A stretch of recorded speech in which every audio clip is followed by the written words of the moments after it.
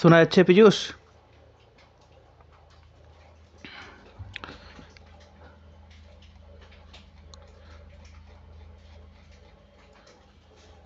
তাহলে আজকে statistical technique অর্থাৎ রাশিবিজ্ঞান পড়ি, ঠিক আছে?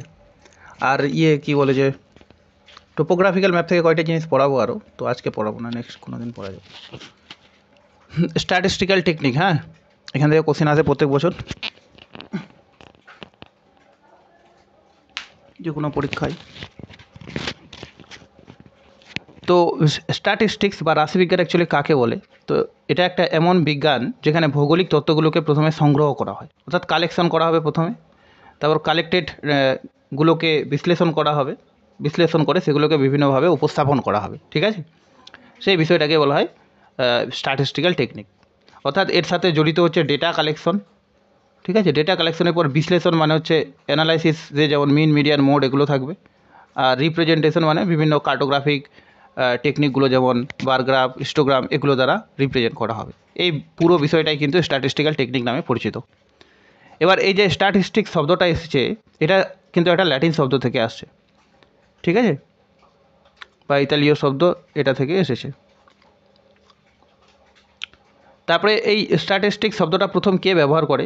তো এটা হচ্ছে ব্যারেন জে.এফ. ভন বেইলফিল্ড নামে তার লেখা একটা বই, এলিমেন্টস অফ ইউনিভার্সাল আর্ডিশন, এই বইটাতে তিনি প্রথমে শব্দটা ব্যবহার করেন, ঠিক আছে?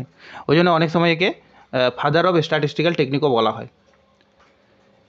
এবার আমাদের কতগুলো কনসেপ্ট জানতে হবে স্ট্যাটিস্টিক্যাল টেকনিক করার জন্য। একটা হচ্ছে ডেটা আর ইনফরমেশন।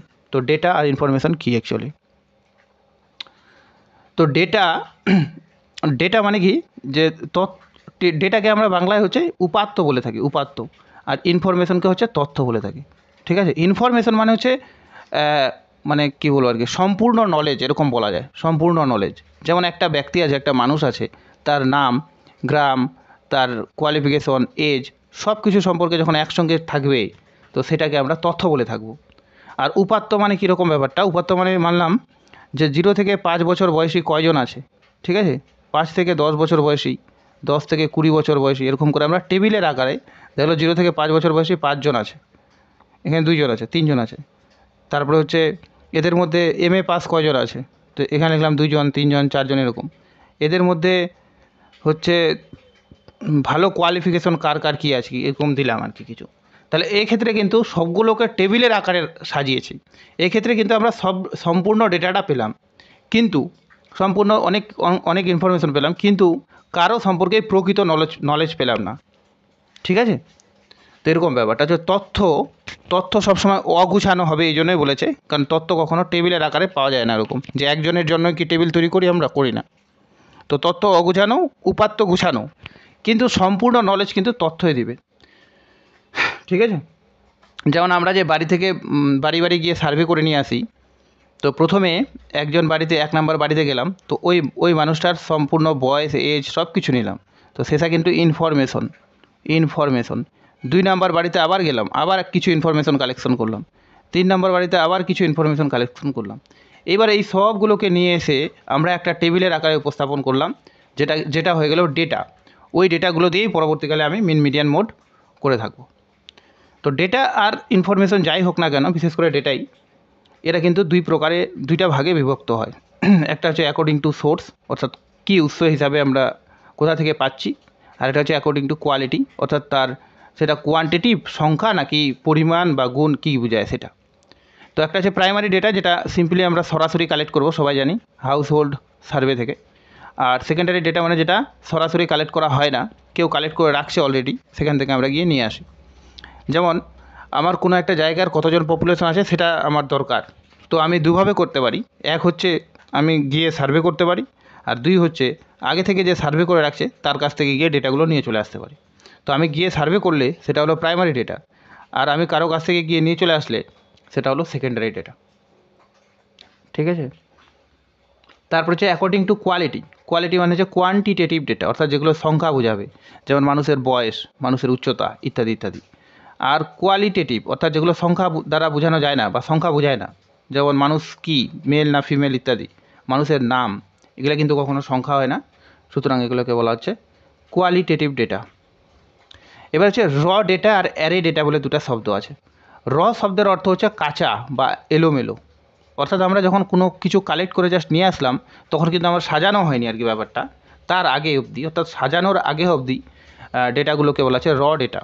আর সেগুলোকে যখন আমরা সাজিয়ে নিলাম সুন্দরভাবে, যে 0 থেকে 5 বছর বয়সী কয়জন আছে, 5 থেকে 10 বছর বয়সী এরকম, তখন সেটা হয়ে গেল অ্যারে ডেটা। তার মানে অ্যারে মানে হচ্ছে গুছানো, আর র মানে হচ্ছে অগুছানো। এবার এই অ্যারে ডেটা, এই র ডেটাকে আমরা অ্যারে করতে পারি দুটো উপায়, একটা হচ্ছে অ্যাসেন্ডিং অর্ডারে, একটা হচ্ছে ডিসেন্ডিং অর্ডারে এরকম। তো অ্যাসেন্ডিং আর ডিসেন্ডিং শব্দটা অনেক জায়গায় কাজে লাগে। তো অ্যাসেন্ডিং শব্দের অর্থ হচ্ছে স্মলেস্ট টু লার্জেস্ট, যেমন 0 থেকে 9, কিংবা A to Z, জেড তো সবার শেষে আছে তো ওই জন্যই। আর ডিসেন্ডিং মানে হচ্ছে বড় থেকে ছোট, যেমন 9 থেকে 0, কিংবা Z to A, এরকম ব্যাপারগুলো। তারপরে আরেকটা টার্ম পাবো যেটা না হচ্ছে স্যাম্পেলিং। তো স্যাম্পেলিং কী জিনিস? স্যাম্পেলিং হচ্ছে দুই ধরনের ওয়ার্ডস থাকে, একটা হচ্ছে পপুলেশন আর একটা হচ্ছে স্যাম্পলিং। তো পপুলেশন মানে হচ্ছে সমগ্রকে বোঝাবে, অর্থাৎ কোনো একটা জায়গায় দেখা গেল 10টা বাঘ রয়েছে, তো এই 10টা বাঘকে আমরা বলবো যে ওখানে বাঘের পপুলেশন 10। এবার 10টা বাঘ থেকে আমাকে রিসার্চ করতে হবে, দেখা গেলো আমাকে বলে যে তুমি মাত্র 3টা বাঘের উপর রিসার্চ করো তাহলেই হবে। তো আমি 3টা বাঘের উপর রিসার্চ করলাম, তাহলে এই 3টা বাঘ হয়ে গেল আমার স্যাম্পেল। তো এগুলো জিনিস তো সবার জানাই আছে, সমগ্র থেকে কিছু সংখ্যক বেছে নেওয়াকেই আমরা স্যাম্পলিং বলি। ঠিক আছে, 3টা স্যাম্পেল নিলাম, কিন্তু যে টেকনিকের মাধ্যমে এটা করলাম সেটা হয়ে গেল স্যাম্পলিং। এবার বইগুলোর মধ্যে দেখছি যে স্যাম্পলিংয়ের টাইপগুলো থেকে কোশ্চেন আসছে, তো আমি একটু অল্প করে জাস্ট উল্লেখ করে দিয়েছি যাতে কনসেপ্টগুলো সবার একটু মনে থাকে আর কি। ঠিক আছে, তো স্যাম্পলিং দুই প্রকার হয়, একটা হচ্ছে প্রবাবিলিটি, একটা হচ্ছে নন প্রবাবিলিটি। প্রবাবিলিটি মানে যেখানে সবার সম্ভাবনা আছে স্যাম্পেলের অন্তর্ভুক্ত হওয়ার। যেমন 5 জন মিলে লটারি কাটলো, ঠিক আছে, 5টাই টিকিট আছে, এই 5 জনের মধ্যে একজনের 2 লাখ টাকা লাগবে, কথার কথা 2 লাখ টাকা। তো এই 5 জনের প্রত্যেকে কিন্তু সেই টিকিটটা পেতে পারে, কারণ 5 জনের মধ্যে একজনই লাগবে। তার মানে কি, এই যে একজন যে প্রাইজটা পাবে সেটা এই 5 জনের যে কেউ হতে পারে। তো এই ধরনের স্যাম্পলিংকে, যেখানে যে কেউ পপুলেশনের স্যাম্পেলের অন্তর্ভুক্ত হওয়ার ক্ষমতা রাখে বা হতে পারে, তাদেরকে বলা হচ্ছে প্রবাবিলিটি স্যাম্পলিং। আর নন প্রবাবিলিটি স্যাম্পলিংটা কি? নন প্রবাবিলিটি স্যাম্পলিংটা এরকম, মানলাম একটা স্কুলে মানলাম এরকম একটা জায়গায় 10 জন এরকম বেকার আছে, 10 জনের মধ্যে 5 জন ছেলে 5 জন মেয়ে, ঠিক আছে। এবার এই 5 জন ছেলে আর 5 জন মেয়ের মধ্যে একটা জায়গায় টিচার নিয়োগ হবে, কিন্তু ওখানে উল্লেখ করা হয়েছে যে দুজন ফিমেল টিচার। তার মানে কি, এই যে 5 জন ছেলে ছিল যারাও যোগ্য ছিল, তারা কিন্তু ওখানে কি হলো, আগে থেকে ক্যান্সেল হয়ে গেল। তার মানে তারা ওখানে আগে থেকে স্যাম্পেলের অন্তর্ভুক্ত হতে পারলো না, ওরা জানে যে আমরা ওই চাকরি পাবো না, কারণ ওখানে তো উল্লেখ করা দেওয়া আছে যে ফিমেলের জন্য। তো এই ধরনের প্রবাবিলিটিকে বলা হয় নন প্রবাবিলিটি স্যাম্পলিং, অর্থাৎ যেখানে আগে থেকে আমরা বুঝে যাবো যে ও আচ্ছা ওখানে তো আমাদের হবে না, তো সেটা হলো নন প্রবাবিলিটি স্যাম্পলিং। এবার প্রবাবিলিটি স্যাম্পলিং বের করার অনেকগুলো উপায় আছে, একটা হচ্ছে সিম্পল র্যান্ডম স্যাম্পলিং। আমি এমনি এর মাধ্যমে একটু করে বলে দিই, এগুলা থেকে কোশ্চেনগুলো আছে বইগুলোতে, ওই জন্য দেখলাম, এর আগের বার এটা আমি পড়াইনি, তো এবার ভালো একবার বলে দিই। তো সিম্পল র্যান্ডম স্যাম্পলিং মানে এলোমেলোভাবে, যে একজনকে নিলাম তারপরে আরেকজনকে নিলাম তারপরে আরেকজনকে নিলাম, এরকম করে এলোমেলোভাবে যখন যেখান সেখান থেকে নিয়ে নেবো ডেটা কালেক্ট। ঠিক আছে, সেটা হলো সিম্পল, ওই জন্য একে বলা যায় সিম্পল, কারণ এখানে কোনো কিছুর ব্যাপার নেই। এবার আছে সিস্টেমেটিক স্যাম্পলিং। তো সিস্টেমেটিক স্যাম্পলিং মানে হচ্ছে একটা সিস্টেমের মধ্য দিয়ে যাবে। এখানে একটা কথা আছে কেথ এলিমেন্ট, ঠিক আছে, বা KTH11 এরকম। এটার কথার অর্থ হচ্ছে, যেমন আমি এখানে 2 নম্বর ব্যক্তিকে প্রথমে নিয়েছি, তারপর 2 নম্বরের পর 1-2 জন গ্যাপ দিয়ে তারপরে 2 জন গ্যাপ দিয়ে তারপরে নিলাম একটা, তারপরে আবার 2 জন গ্যাপ দিয়ে নিচ্ছি, আবার 2 জন গ্যাপ দিয়ে, আবার 2 জন গ্যাপ দিয়ে, অর্থাৎ 2 হচ্ছে এখানে আমার কেথ এলিমেন্ট এরকম। ঠিক আছে, অর্থাৎ এখানে একটা সিস্টেম মেনটেন করে চলবে যে যত ইন্টারভেল থাকবে পরপর যাতে সেই ইন্টারভেলটাই থাকে। প্রথমে 1 নাম্বার বাড়িতে সার্ভে করলে, তারপরে 3 নাম্বার করলে, তারপরে 5 নাম্বার, তারপরে 7 নাম্বার, এরকম করে চলতে থাকবে। আরেকটা আছে স্ট্র্যাটিফাইড স্যাম্পলিং। যখন আমরা স্যাম্পলগুলোকে, একই ধরনের স্যাম্পলগুলোকে প্রথমে একটা এক্সট্রা টাইপ বিভক্ত করে নেব। যেমন এখানে 2 ধরনের কালার দেখতে পাচ্ছি, ঠিক আছে, এরা মানলাম এরা একসঙ্গে মিলেমিশে ছিল। যেমন আমি এখানে 2টা ক্রস দিলাম, যোগ দিলাম, ক্রস দিলাম, যোগ দিলাম, তো এখানে মানলাম এরকম করে ডেটাগুলো মিলেমিশে ছিল। তো আমি কি করলাম, প্রথমে যে ক্রসগুলোকে একসঙ্গে করলাম আর জিরোগুলোকে একসঙ্গে করলাম, ঠিক আছে। তারপরে এই জিরোগুলো থেকে যে কোনো একজনকে নিয়ে নিলাম, ক্রসগুলো থেকে যে কোনো একজনকে নিয়ে নিলাম। তো এটাকে বলা হচ্ছে স্ট্র্যাটিফাইড স্যাম্পলিং। যেমন একটা ক্লাসে গিয়ে আমি প্রথমে ছেলেদের আর মেয়েদের আলাদা করলাম, তারপরে মেয়েদের থেকে দুজনকে সিলেক্ট করে নিলাম, ছেলেদের থেকে যে কোনো দুজনকে সিলেক্ট করে নিলাম। This is called stratified sampling. আরেকটা যে ক্লাস্টার স্যাম্পল। তো ক্লাস্টার কথার অর্থ হচ্ছে ক্লাস্টারে বিভক্ত। ক্লাস্টার কথার অর্থও কিন্তু গুচ্ছ, আর স্ট্রাটা কথার অর্থ গুচ্ছ বা স্তর এরকম। তো প্রায় মোর অর লেস একই মানে, কিন্তু দুটার মধ্যে তাও পার্থক্য আছে। ক্লাস্টার কথার অর্থ হচ্ছে এখানেও আমি স্যাম্পেলগুলোকে ভাগ করব, কিন্তু ওরকম একই ধরনের স্যাম্পেলগুলোকে ভাগ করব না। যেমন আমি একটা গ্রামে গেলাম সার্ভে করতে, তো গ্রামে গেলাম, গ্রামে অলরেডি আগে থেকে বিভক্ত করা আছে, যে ওটা হচ্ছে উত্তরপাড়া, ওটা হচ্ছে দক্ষিণ পাড়া, ওটা হচ্ছে পূর্ব পাড়া, এটা পশ্চিম পাড়া, এরকম 4টা পাড়া আছে। তো 4টা পাড়া থেকে 4টা পাড়াতে এই যে কোনো উত্তরপাড়ায় যদি যাই আমরা দেখবো ওখানে হিন্দু, মুসলিম, খ্রিস্টান, জৈন সব আছে একসঙ্গে। এখানেও কিন্তু সব আছে, এখানেও সব আছে, এখানেও সব আছে। তো আমি কি করলাম, আগে ধর্মের ভিত্তিতে তাদেরকে ভাগ করলাম না, ডিরেক্ট উত্তরপাড়া গেলাম, গিয়ে ওখান থেকে যে কোনো দুজনকে বা একজনকে নিয়ে নিলাম। দক্ষিণ পাড়ায় গেলাম, যে কোনো একজন বা দুজনকে নিয়ে নিলাম। পূর্ব পাড়ায় থেকে একজন দুজনকে নিয়ে নিলাম। তো এরকম যে সেম জাতীয় উপাদানগুলোকে আলাদা না করে, বরং তাদেরকে গুচ্ছ হিসাবে রেখে বা ক্লাস্টার হিসাবে রেখে যখন সেখান থেকে যে কাউকে কালেক্ট করে নেব, সেটাকে বলা হয় ক্লাস্টার স্যাম্পলিং। তো ক্লাস্টার স্যাম্পলিং, স্ট্রেটিফাইড স্যাম্পলিংয়ের ক্ষেত্রে যেখানে আমরা দেখছিলাম যে সমান সমান আগে ভাগ করলো, এখানে কিন্তু ওরকম সমান ভাগে ভাগ করে না, এখানে একটা ক্লাস্টারে ভাগ করে নেয় গুচ্ছে। ঠিক আছে, কিন্তু পরবর্তীকালে সেই গুচ্ছ থেকেই 1-2 জন করে এরকম করে নিয়ে নেয়, এখান থেকে একজন, এখান থেকে একজন, এরকম। তো গেল এটা। তো এরকম 4টা ছিল, এটা মনে রাখতে হবে আমাদের। খালি পরীক্ষায় এটুকু আসতে পারে যে এর মধ্যে কোনটা প্রবাবিলিটি স্যাম্পলিং বা প্রবাবিলিটি স্যাম্পলিং নয়। এবার আরও কিছু কিছু আছে নন প্রবাবিলিটি স্যাম্পলিং, যেমন একটা হচ্ছে পারপাসিভ স্যাম্পলিং। তো পারপাসিভ স্যাম্পলিং কোনটাকে বলে? পারপাসিভ স্যাম্পলিং, যেমন আমি কোনো একজন রিসার্চার যদি রিসার্চই করে এরকম ধূমপান স্বাস্থ্যের পক্ষে ক্ষতিকর কিনা সেটা জানার জন্য, তাহলে নিশ্চয়ই আমার পারপাস হবে, আমার উদ্দেশ্য হবে সেই মানুষদের আমার স্যাম্পেলে নেওয়া যারা ধূমপান করে। ঠিক আছে, তো এটাকে বলা হয় পারপাসিভ স্যাম্পলিং। অর্থাৎ আমি আমার উদ্দেশ্য অনুসারে ডেটা কালেক্ট করছি, স্যাম্পেল কালেক্ট করছি, তো সেটা হলো পারপাসিভ স্যাম্পলিং। একটা যে কনভেনিয়েন্স স্যাম্পলিং, কনভেনিয়েন্স কথার অর্থ হচ্ছে সুবিধা। ঠিক আছে, সুবিধা অনুসারে যখন স্যাম্পল করা হয়। যেমন একটা ইউনিভার্সিটিতে কতজন জেআরএফ পেয়েছে এটা নির্ণয় করা হয় যায় দুভাবে। আমি প্রত্যেকটা ডিপার্টমেন্টে গেলাম, গিয়ে জিজ্ঞেস করলাম যে তোমাদের ডিপার্টমেন্টে কজন জেআরএফ, তোমাদের কজন, তোমাদের কজন, তোমাদের কজন, এটাও করা যায়। আবার আমি কি করলাম, সেই জিনিসটা না, আমি ডিপার্টমেন্টে না গিয়ে আমি ইউনিভার্সিটির গেটে দাঁড়িয়ে থাকলাম। তো গেটে আসলো, প্রথমে জিজ্ঞেস করলাম তোমার কোন ডিপার্টমেন্ট? তো বললো যে এডুকেশন ডিপার্টমেন্ট। তো তোমাদের ডিপার্টমেন্টে কজন জেআরএফ পেয়েছে এবার? তো বললো 2জন। তারপর আরেকজন আসলো, বলে তোমার জিওগ্রাফি ডিপার্টমেন্ট, এরকম জিওগ্রাফিতে 5জন পেয়েছে, এরকম। মানে সেম কাজটা যেটা আমি রুমে গিয়ে করতাম, সেটা জাস্ট আমি একটা জায়গায় বসে আরামসে করে নিলাম। তো রিসার্চার যখন তার সুবিধা মতো এই স্যাম্পলটা করে, তখন সেটাকে বলে কনভিনিয়েন্ট স্যাম্পল। এটা একটা গ্রামের ক্ষেত্রেও হতে পারে, যে গ্রামে গিয়ে আমরা সার্ভে না করে গ্রামের যেখানে হাট বসে সেই জায়গায় গিয়ে সার্ভে করলাম, তাহলে আমি সমগ্র মানুষকে একসঙ্গেই পেয়ে গেলাম, প্রত্যেকটা জায়গার থেকে মানুষ। তো ওকে বলা হয় কনভিনিয়েন্স স্যাম্পলিং। আর স্নোবল স্যাম্পলিংটা কি, এটা খুব পরীক্ষা দেয়। স্নোবল স্যাম্পলিং হচ্ছে একটা নন প্রবাবিলিটি স্যাম্পলিং, সবাই প্রবাবিল নয়। তো স্নোবল স্যাম্পলিং মানে হচ্ছে যখন আমরা মানে কোনো জায়গার পপুলেশনের সম্পর্কে কোনো আইডিয়াই নেই, এরকম হবে। যেমন আমি যদি জিজ্ঞেস করি যে একটা মালদাতে তাঁতি ফ্যামিলি নিয়ে রিসার্চ করব, বা কেউ যদি তাঁতি ফ্যামিলি নিয়ে রিসার্চ করে, তাঁতি পরিবার, তো আমি কোনো জানিই না যে মালদাতে আদৌ তাঁতি আছে না নেই, বা থাকলে কতজন আছে। তো সেই রকম পরিস্থিতিতে আমি প্রথমে যাব মালদায়, গিয়ে কোনো একটা জায়গাকে মানুষকে জিজ্ঞেস করব, যে বলছে দাদা এখানে কি তাঁতি বাড়ি আছে? তখন ওই বলে ওই তো ওই বাড়িটা তাঁতি বাড়ি। তখন এরকম করে 2জনকে দেখায় দিল। তখন এর কাছে গেলাম, এর কাছে গিয়ে রিসার্চ করলাম, কিছু ডেটা কালেক্ট করলাম, করার পর বললাম আচ্ছা আর কি কোনো তাঁতি ফ্যামিলি আছে? তখন ওই আমাকে আরও 3জন দেখা দিল, যে এরা তাঁতি। সেম এরকম এরাও দেখা দিল। তখন এদেরকে রিসার্চ করলাম, এরাও আমাকে এরকম করে দেখিয়ে দিল। অর্থাৎ ধীরে ধীরে বাড়তে আসে সংখ্যা। এই ধরনের স্যাম্পলিংকে বলা হচ্ছে স্নোবল স্যাম্পলিং। তাহলে no idea about the total population, যখন কোনো পপুলেশনের সম্পর্কে টোটাল কেন কোনো আইডিয়াই থাকবে না, তখন সেটা হচ্ছে স্নোবল স্যাম্পলিং। আর কোয়ার্টার স্যাম্পলিং হচ্ছে যখন বলে দিবে যে, যেমন কোনো একটা চাকরি পরীক্ষা আছে বা পুলিশের নিয়োগ হচ্ছে, উল্লেখ করে দিয়েছে যে 18 থেকে 25 বছর বয়সী অ্যাপ্লাই করতে পারবে, তাহলে এটাকে বলা হয় কোয়াটা। ঠিক আছে, অর্থাৎ একটা নির্দিষ্ট এজ গ্রুপ বা নির্দিষ্ট কোয়াটা সিলেক্ট করে দেবে, এবং এর ভিতর থেকে আমাকে ডেটাগুলো কালেক্ট করতে হবে। গেল এটা। আরেকটা হচ্ছে জাজমেন্টাল স্যাম্পলিং, যেখানে একজন জাজমেন্ট থাকবে, সে তার মতো করে যে কোনো একজনকে বেছে নেবে, সেটা হলো জাজমেন্টাল স্যাম্পলিং। যেমন কোনো মিউজিক্যাল প্রোগ্রামগুলো যে হয়, ঠিক আছে, ওরকম। তো তো এগুলো গেল, ওটা একটু করে মনে রাখতে হবে, কারণ পরীক্ষাগুলো দেখছি বইগুলোতে আছে, তো ওই জন্য।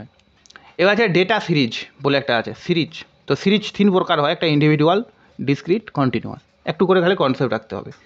তো সিরিজ মানে কি? সিরিজ মানে হচ্ছে এলোমেলো ডেটাগুলোকে, যেমন এগুলো আমি এলোমেলো ডেটা 2 4 6 গুছানো নেই, এই ডেটাগুলোকে কীভাবে গুছাবো সেটাকে বলা হচ্ছে সিরিজ। তো ইন্ডিভিজুয়াল সিরিজ হিসাবে গুছাতে পারি, ডিসক্রিট, কন্টিনিউয়াস হিসাবে। তো ইন্ডিভিজুয়াল মানে জাস্ট ভ্যালুগুলোকে আমি পরপর লিখে দিলাম, ঠিক আছে, যেমন 2 4 6 8 এগুলো আছে, পরপর লিখে দিলাম। কিন্তু মনে রাখতে হবে হয় অ্যাসেন্ডিং নাহলে ডিসেন্ডিং অর্ডারে সাজালে আমার সুবিধা, কারণ তাহলে আমার মিডিয়ান বের করতে সুবিধা হয়, এরকম আর কি। তো জাস্ট ডেটাগুলোকে, ভ্যালুসগুলোকে পরপর লিখে দিলাম অ্যাসেন্ডিং বা ডিসেন্ডিং অর্ডারে। এক্ষেত্রে যদি কোনো ভ্যালু রিপিটেড হয়, যেমন 4 দুবার আছে, তো 4কে 2বার লিখে দেবো পরপর, বা 3বার লিখে দেবো এরকম। 5 যদি 6বার থাকে, তো 5কে পরপর 6বার লিখে দেবো। এটা হলো ইন্ডিভিজুয়াল সিরিজ। আরেকটা আছে ডিসক্রিট সিরিজ। তো ডিসক্রিট কথার অর্থ হচ্ছে ভাঙা, মানে এক্ষেত্রে আমরা সব ডেটাগুলোকে নিব না, দেখব যে এখানে আমার 1 নেই, তো আমি 1 লিখবই না, ঠিক আছে। 2 আছে, সুতরাং 2 লিখলাম। তারপরে দেখা গেল 3 নেই, তো 3 আমি লিখলাম না, ওই জন্য বলছে ভাঙা, যে 2-এর পর হঠাৎ 4, মাঝখানে 3 কোথায় গেল, তো 3 হচ্ছে নেই, ওই জন্য নিইনি। এবার 4 আছে, তো 4 লিখলাম, কিন্তু 4কে পরপর লিখবো না, ওটা লিখবো আমরা এখানে 4 3বার রিপিটেড হয়েছে, তো 4কে ফ্রিকোয়েন্সির ঘরে 3 লিখলাম এরকম। তো 2 একবার রিপিটেড, 4 এরকম। অর্থাৎ আগে যেমন সবগুলো ডেটাকে আমরা পরপর লিখে নিয়েছিলাম, এখানে কিন্তু ওরকম পরপর লিখতে হয় না, এখানে জাস্ট একবারই লিখতে হয়, এবং সেটা কতবার হয়েছে সেটা কিন্তু তার পাশের ঘরে লিখতে হয়। এটা হলো ডিসক্রিট ডেটা। আর কন্টিনিউয়াস ডেটা কি? এখানে ডেটাগুলো কন্টিনিউ হবে, একদম 2 যদি হয়, তো 2 থেকে শুরু করে সর্বশেষ ডেটা যদি 10 হয়, তো 10 পর্যন্ত হবে, সে মাঝখানে কেউ থাকুক আর না থাকুক। যেমন আমার এখানে শুরু হয়েছে 0 থেকে 4, তারপরে কিন্তু 4 থেকেই শুরু হয়েছে, 4 থেকে 8, তারপর 8 থেকে 12, তারপর 0 থেকে 12 অবধি কেউ থাকলোই আর না থাকলোই আমি সবার জন্য রাস্তা করে রাখছি, যে এরকম যে 2, যেমন এখানে 1 নাই, কিন্তু এই 1 বলছি, 1 তো 2 থেকেও শুরু করা যেত, 3 নাই, যেমন পারফেক্ট উদাহরণ। 3 কিন্তু নাই, কিন্তু তাও 3 যেমন এই জায়গায় আমি লিখতে পারতাম, 3 যদি কেউ থাকতো তো এখানে আমি কাউন্ট করে নিতে পারতাম। তো এটাকে বলা হচ্ছে কন্টিনিউয়াস সিরিজ। তো কন্টিনিউয়াস সিরিজ আরেকটা চেনার উপায় হচ্ছে যে কন্টিনিউয়াস সিরিজ সবসময় এরকম করে ক্লাসের মাধ্যমে থাকবে, 0 থেকে 10, 20 থেকে এরকম করে থাকবে, ঠিক আছে। তো এগুলো কোথাও কাজে লাগতে পারে, যেটা আমি বলে দিলাম একবার করে। তো ইন্ডিভিজুয়াল, ডিসক্রিট আর কন্টিনিউয়াস, এই 3ভাবে কিন্তু ডেটাগুলোকে সাজানো যায়। এই ছকটার মাধ্যমে খুব সহজে এটা বোঝা যাচ্ছে। এবার একটা কথা আছে ভ্যারিয়েবল, যাকে বাংলায় বলা হচ্ছে চলক। তো ভ্যারিয়েবল যখনই আমরা বলি, তার সঙ্গে আরেকটা শব্দ উঠে আসে, যেটা নাম হচ্ছে কনস্ট্যান্ট। তো ভ্যারিয়েবল মানে হচ্ছে যেগুলো ভ্যারি করে, ভ্যারি মানে যেগুলো পরিবর্তন হয় সময়ের সাথে সাথে, আর কনস্ট্যান্ট মানে হচ্ছে যেগুলো ভ্যারি করে না, ঠিক আছে। তো আমি একটা উদাহরণ দিই এরকম করে, ছোটোবেলা থেকে পড়ে আসছি, a+b হোল স্কোয়ারের সূত্র a² + 2ab + b²। তো এক্ষেত্রে এই যে 2টা আছে, 2 কখনো চেঞ্জ হবে না, 2 সর্বদা 2ই থাকবে। কিন্তু a আর b এই মানগুলো 2ও হতে পারে, 4ও হতে পারে, 6ও হতে পারে, যা কিছু হতে পারে, অর্থাৎ ভ্যারি করবে। তো এক্ষেত্রে a আর b হচ্ছে ভ্যারিয়েবল, আর 2 হচ্ছে কনস্ট্যান্ট। যেমন আমি সিম্পল এক্সাম্পল দিতে পারি যে মানুষের বয়স সেটা কিন্তু ভ্যারিয়েবল, চেঞ্জ হয় প্রত্যেক মুহূর্তে। কিন্তু মানুষের নাম, অ্যাড্রেসটাও চেঞ্জ হয় অনেক সময়, কিন্তু নামটা সহজে চেঞ্জ হয় না, তো নামটা একটা কনস্ট্যান্ট। তো এরকম ভ্যারিয়েবলকে রাশিবিজ্ঞানে অনেকগুলো ভাগে ভাগ করা হয়। একটা হচ্ছে according to quality, according to quantity, according to information. কিন্তু এইভাবে মনে না রাখলেও হবে, প্রত্যেকটা ভ্যারিয়েবল সম্পর্কে জাস্ট একটা আইডিয়া থাকতে হবে।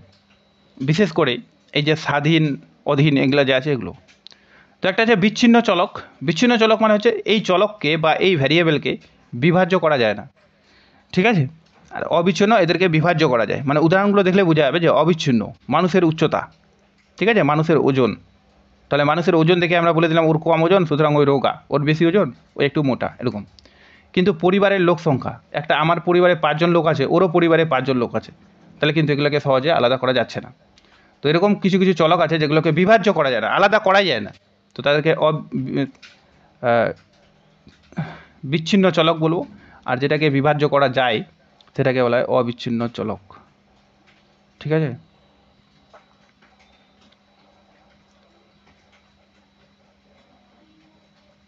তারপর হচ্ছে স্বাধীন চলক একটা, যারা অন্য চলকের উপর নির্ভর করে না। কথার কথা, যেমন তাপমাত্রা আর আইসক্রিম সেল।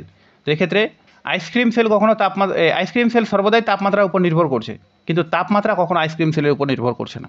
এরকম কি কখনো হবে যে আইসক্রিম সেল বিক্রি হয়ে গেছে সুতরাং আজকে টেম্পারেচার বেশি হয়ে যাবে? কিন্তু তাপমাত্রা যদি বাড়ে তাহলে আইসক্রিম সেল কিন্তু বেড়ে যায়। তার মানে তাপমাত্রা এখানে হচ্ছে স্বাধীন চলক, আর আইসক্রিম সেলটা হচ্ছে এখানে অধীন, কি যে বাংলায় কী লেখা আছে, ইন্ডিপেন্ডেন্ট আর ডিপেন্ড, এরকম অধীন চলক। তো এখানে আইসক্রিম সেলটা হচ্ছে অধীন চলক। আর নিয়ন্ত্রিত চলক কি? নিয়ন্ত্রিত চলক হচ্ছে এই ডিপেন্ডেন্ট আর ইন্ডিপেন্ডেন্ট মানে যেমন হচ্ছে টেম্পারেচার, আর ডিপেন্ডেন্ট কথার অর্থ হচ্ছে কি যেমন হচ্ছে আইসক্রিম সেল। ঠিক আছে, এই দুটার মাঝেও আর একটা ভ্যারিয়েবল থাকে যেটাকে বলা হয় কন্ট্রোল ভ্যারিয়েবল বা নিয়ন্ত্রিত ভ্যারিয়েবল। যেমন অনেক তাপমাত্রা কালকে 2 ডিগ্রি ছিল, আজকে হঠাৎ 20 ডিগ্রি হয়ে গেল, কিন্তু তা সত্ত্বেও আইসক্রিম সেল হচ্ছে না, কারণ দেখা গেল ওই জায়গার মানুষরা আইসক্রিম খেতে পছন্দই করে না। তার মানে কি টেম্পারেচার বাড়লেই যে আইসক্রিম সেল বাড়বে ওরকমটা নয়, তার মাঝখানেও আরেকটা মানুষের রুচি মানে সেই ব্যাপারটাকে নিয়ন্ত্রণ করছে। তো এই ধরনের ভ্যারিয়েবলগুলোকে বলা হচ্ছে নিয়ন্ত্রিত চলক বা কন্ট্রোল ভ্যারিয়েবল। তো মানে মানুষের যে ইচ্ছা বা রুচি, এটা হলো এখানে কন্ট্রোল ভ্যারিয়েবল। এবার এক চলক তত্ত্ব একটা হচ্ছে দ্বিচলক, একটি মাত্র মান পরিমাপ করে। এক চলক মানে একটাই মান, যেমন শিক্ষার্থীর প্রাপ্ত নাম্বার টোটাল কত পেয়েছে সেটা। আর দ্বিচলক কথার অর্থ হচ্ছে যে হচ্ছে যখন দুইটা ভ্যালু দ্বারা বিষয়গুলোকে দেখানো হবে, যেমন একটা পরিবারের আয় ও ব্যয়ের হিসাব, এরকম। ঠিক আছে, তবে এখান থেকে যদি পরীক্ষা আসার সম্ভাবনা আছে নিয়ন্ত্রিত চলক, অধীন, আর ওটা, বাকিগুলো অতটা ইম্পর্টেন্ট নয়। ডিপেন্ডেন্ট, ইন্ডিপেন্ডেন্ট এরকম করে মনে রাখলে বেশি সুবিধা ইংলিশে। এবার কিছু গ্রাফিক্যাল রিপ্রেজেন্টেশন হয় মানে স্ট্যাটিস্টিক্যাল টেকনিকে, যেমন একটা হচ্ছে হিস্টোগ্রাম, তো এটাকে বলা হয় হিস্টোগ্রাম। এরকম এটা 2 ডাইমেনশনাল হয়, অর্থাৎ এর দৈর্ঘ্যও একটা মান থাকে, প্রস্থও একটা মান থাকে, সেই মানটা আলাদা আলাদা হতে পারে সবসময়। কন্টিনিউয়াস ডেটার ক্ষেত্রে এটা আমি বলেছিলাম যে হিস্টোগ্রাম কিন্তু কন্টিনিউয়াস ডেটার ক্ষেত্রে উপযুক্ত, বার ডায়াগ্রাম কিন্তু ডিসকন্টিনিউয়াস ডেটার ক্ষেত্রে বা ডিসক্রিট ডেটার ক্ষেত্রে উপযুক্ত। এটা কিন্তু মোড দেখানো যায়, এর মধ্যে মোড এরকম করে দেখায় যে 4, 9, 11, 17 এরকম। এটা একটা ডায়াগ্রাম দিয়ে দিল পরীক্ষার সময় আর বললো যে এর মোড কত, তাহলে এর মোড আমাকে এরকম করে বের করতে হবে, যেটা সব থেকে বড় আছে এটাকে এরকম করে কোণা কোণে নিয়ে এসে পাশেরটাতে যুক্ত করতে হবে। এটা সব থেকে বড় আছে, এটাকে এই পাশেরটাতে যুক্ত করলাম, করে নিয়ে এই যে মাঝখানে যে জয়েন হলো ওই বরাবর নিচের দিকে নামবো, নামে দেখবো যে এখানে একটা সংখ্যা আছে। নিশ্চয়ই এরকম পরীক্ষা দিলে সংখ্যাটা একদম ডিরেক্ট যাতে বোঝা যায় এরকমই হবে, তো ওটাকে বলা হচ্ছে হিস্টোগ্রাম। যদি লাস্টেরটা আমার হাইয়েস্ট হয়, কথার কথা এগুলো সব থেকে ছোটো, এটা হাইয়েস্ট হয়, তাহলে এখানে এই যে পাশের দিকে যুক্ত করব, এটা একদম এখানে এসে একদম নিচের দিকে যুক্ত করে দেবো। ঠিক আছে, আর এখানে এরকম নিচের দিকে দেখা গেল নিচের দিকে, এদিকে আর ডেটাই নেই, তো কী করবো, সবার শেষে যোগ করে দেবো, করে নিয়ে এরকম করে ডট ডট করে নামবো, নামে যেটা হবে সেটাই। আমি যদি কোনো দিন পরীক্ষা যখন নেবো ওএমআর শিটে, তখন এগুলো এরকম ডায়াগ্রাম দিয়েই ছবি দেবো। ঠিক আছে, আর অনলাইনে পরীক্ষাতে ডায়াগ্রামটা তো দেওয়াই যাচ্ছে না। তো এটা গেল হিস্টোগ্রাম, জাস্ট একবার বুঝতে হবে। আরেকটা আছে অজাইভ বা কিউমুলেটিভ ফ্রিকোয়েন্সি কার্ভ। এখানে লেস দেন আর মোর দেন 2 ধরনের কার্ভ থাকে। লেস দেন কথার অর্থ হচ্ছে এরকম করে যদি 1, 2, 3 এরকম করে ডেটাগুলো থাকে, তো লেস দেন কিউমুলেটিভ ফ্রিকোয়েন্সি, আর এটা হচ্ছে মোর দেন কিউমুলেটিভ ফ্রিকোয়েন্সি। মানে প্রথমে 1 হলো, তারপরে 1-এর সঙ্গে 2 যোগ হয়ে 3 হলো, 3-এর সঙ্গে 3 যোগ হলে 6 হলো, এরকম দেখলাকে বলা লেস দেন। অর্থাৎ আমি বলতে পারি যে 3, যদি কেউ জিজ্ঞেস করে যে লেস দেন 3 এর কয়জন আছে, ঠিক আছে, ডেটা দিলেও ভালো হতো, তাহলে 3 আর 1, 4 যোগ করে দেবো জাস্ট। লেস দেন 6 কজন আছে, তাহলে 6, 3, লেস দেন 6 বলেছি, তাহলে উপরে দুটাকে যোগ করে দেবো, এরকম ব্যাপারগুলোকে ডিনোট করে। তো লেস দেন আর মোর দেন এটা মনে রাখতে হবে আমার। আর একটু ভালো করে যদি বলি ব্যাপারটা, যে 2, 4, 6, 7 এরকম করে আছে, আবার এখানে 3 আছে ভ্যালু। ঠিক আছে, তো লেস দেন যোগ করলাম, তাহলে 2, 4, 6, 6, 6, 12 এরকম হলো। ঠিক আছে, এত দূর পর্যন্ত দেখাচ্ছি। আর এদিকে হলো এরকম নিচ থেকে জয়েন করতে হবে, তো নিচে কত আছে, 6 আছে, 6, 4, 10 আছে, 10 আর 2, 12 আছে।